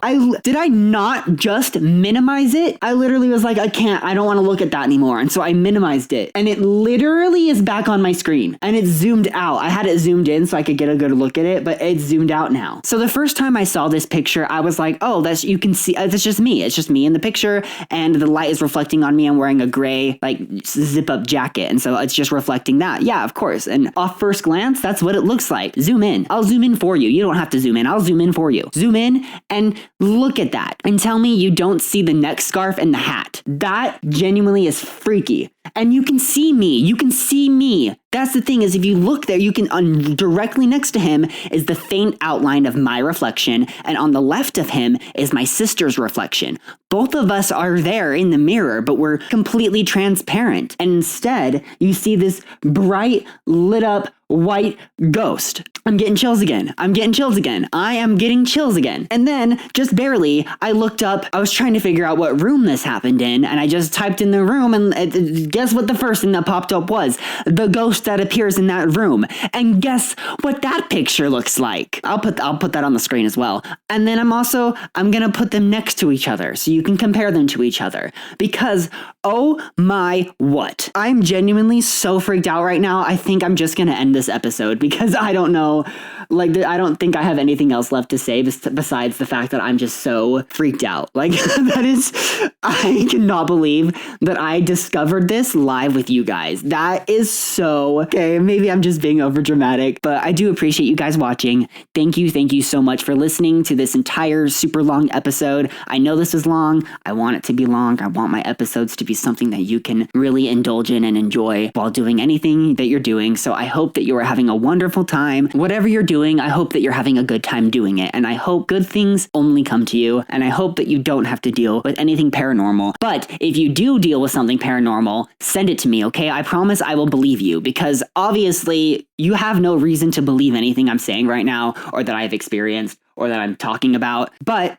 sometimes we just choose to believe people. And that's what I'm going to do. Send me your stories and I'm going to choose to believe you. So tune in on January 31st for my personal ghost stories that happened to me. Woo! I might include this one in it. Maybe a little brief one so y'all can come back and watch this. Whatever. Okay. Thank you guys so much for watching. Make sure you guys follow me on all my social media at disgusting_podcast. Link tr.ee/disgusting.podcast. Make sure you submit your stories to disgusting.storytime@gmail.com or bit.ly/disgusting_storytime. Yes. Thank you guys so much for watching. This was the Queen Mary, and that was disgusting. See what I did there? You see what I did there? Do you see what I did there?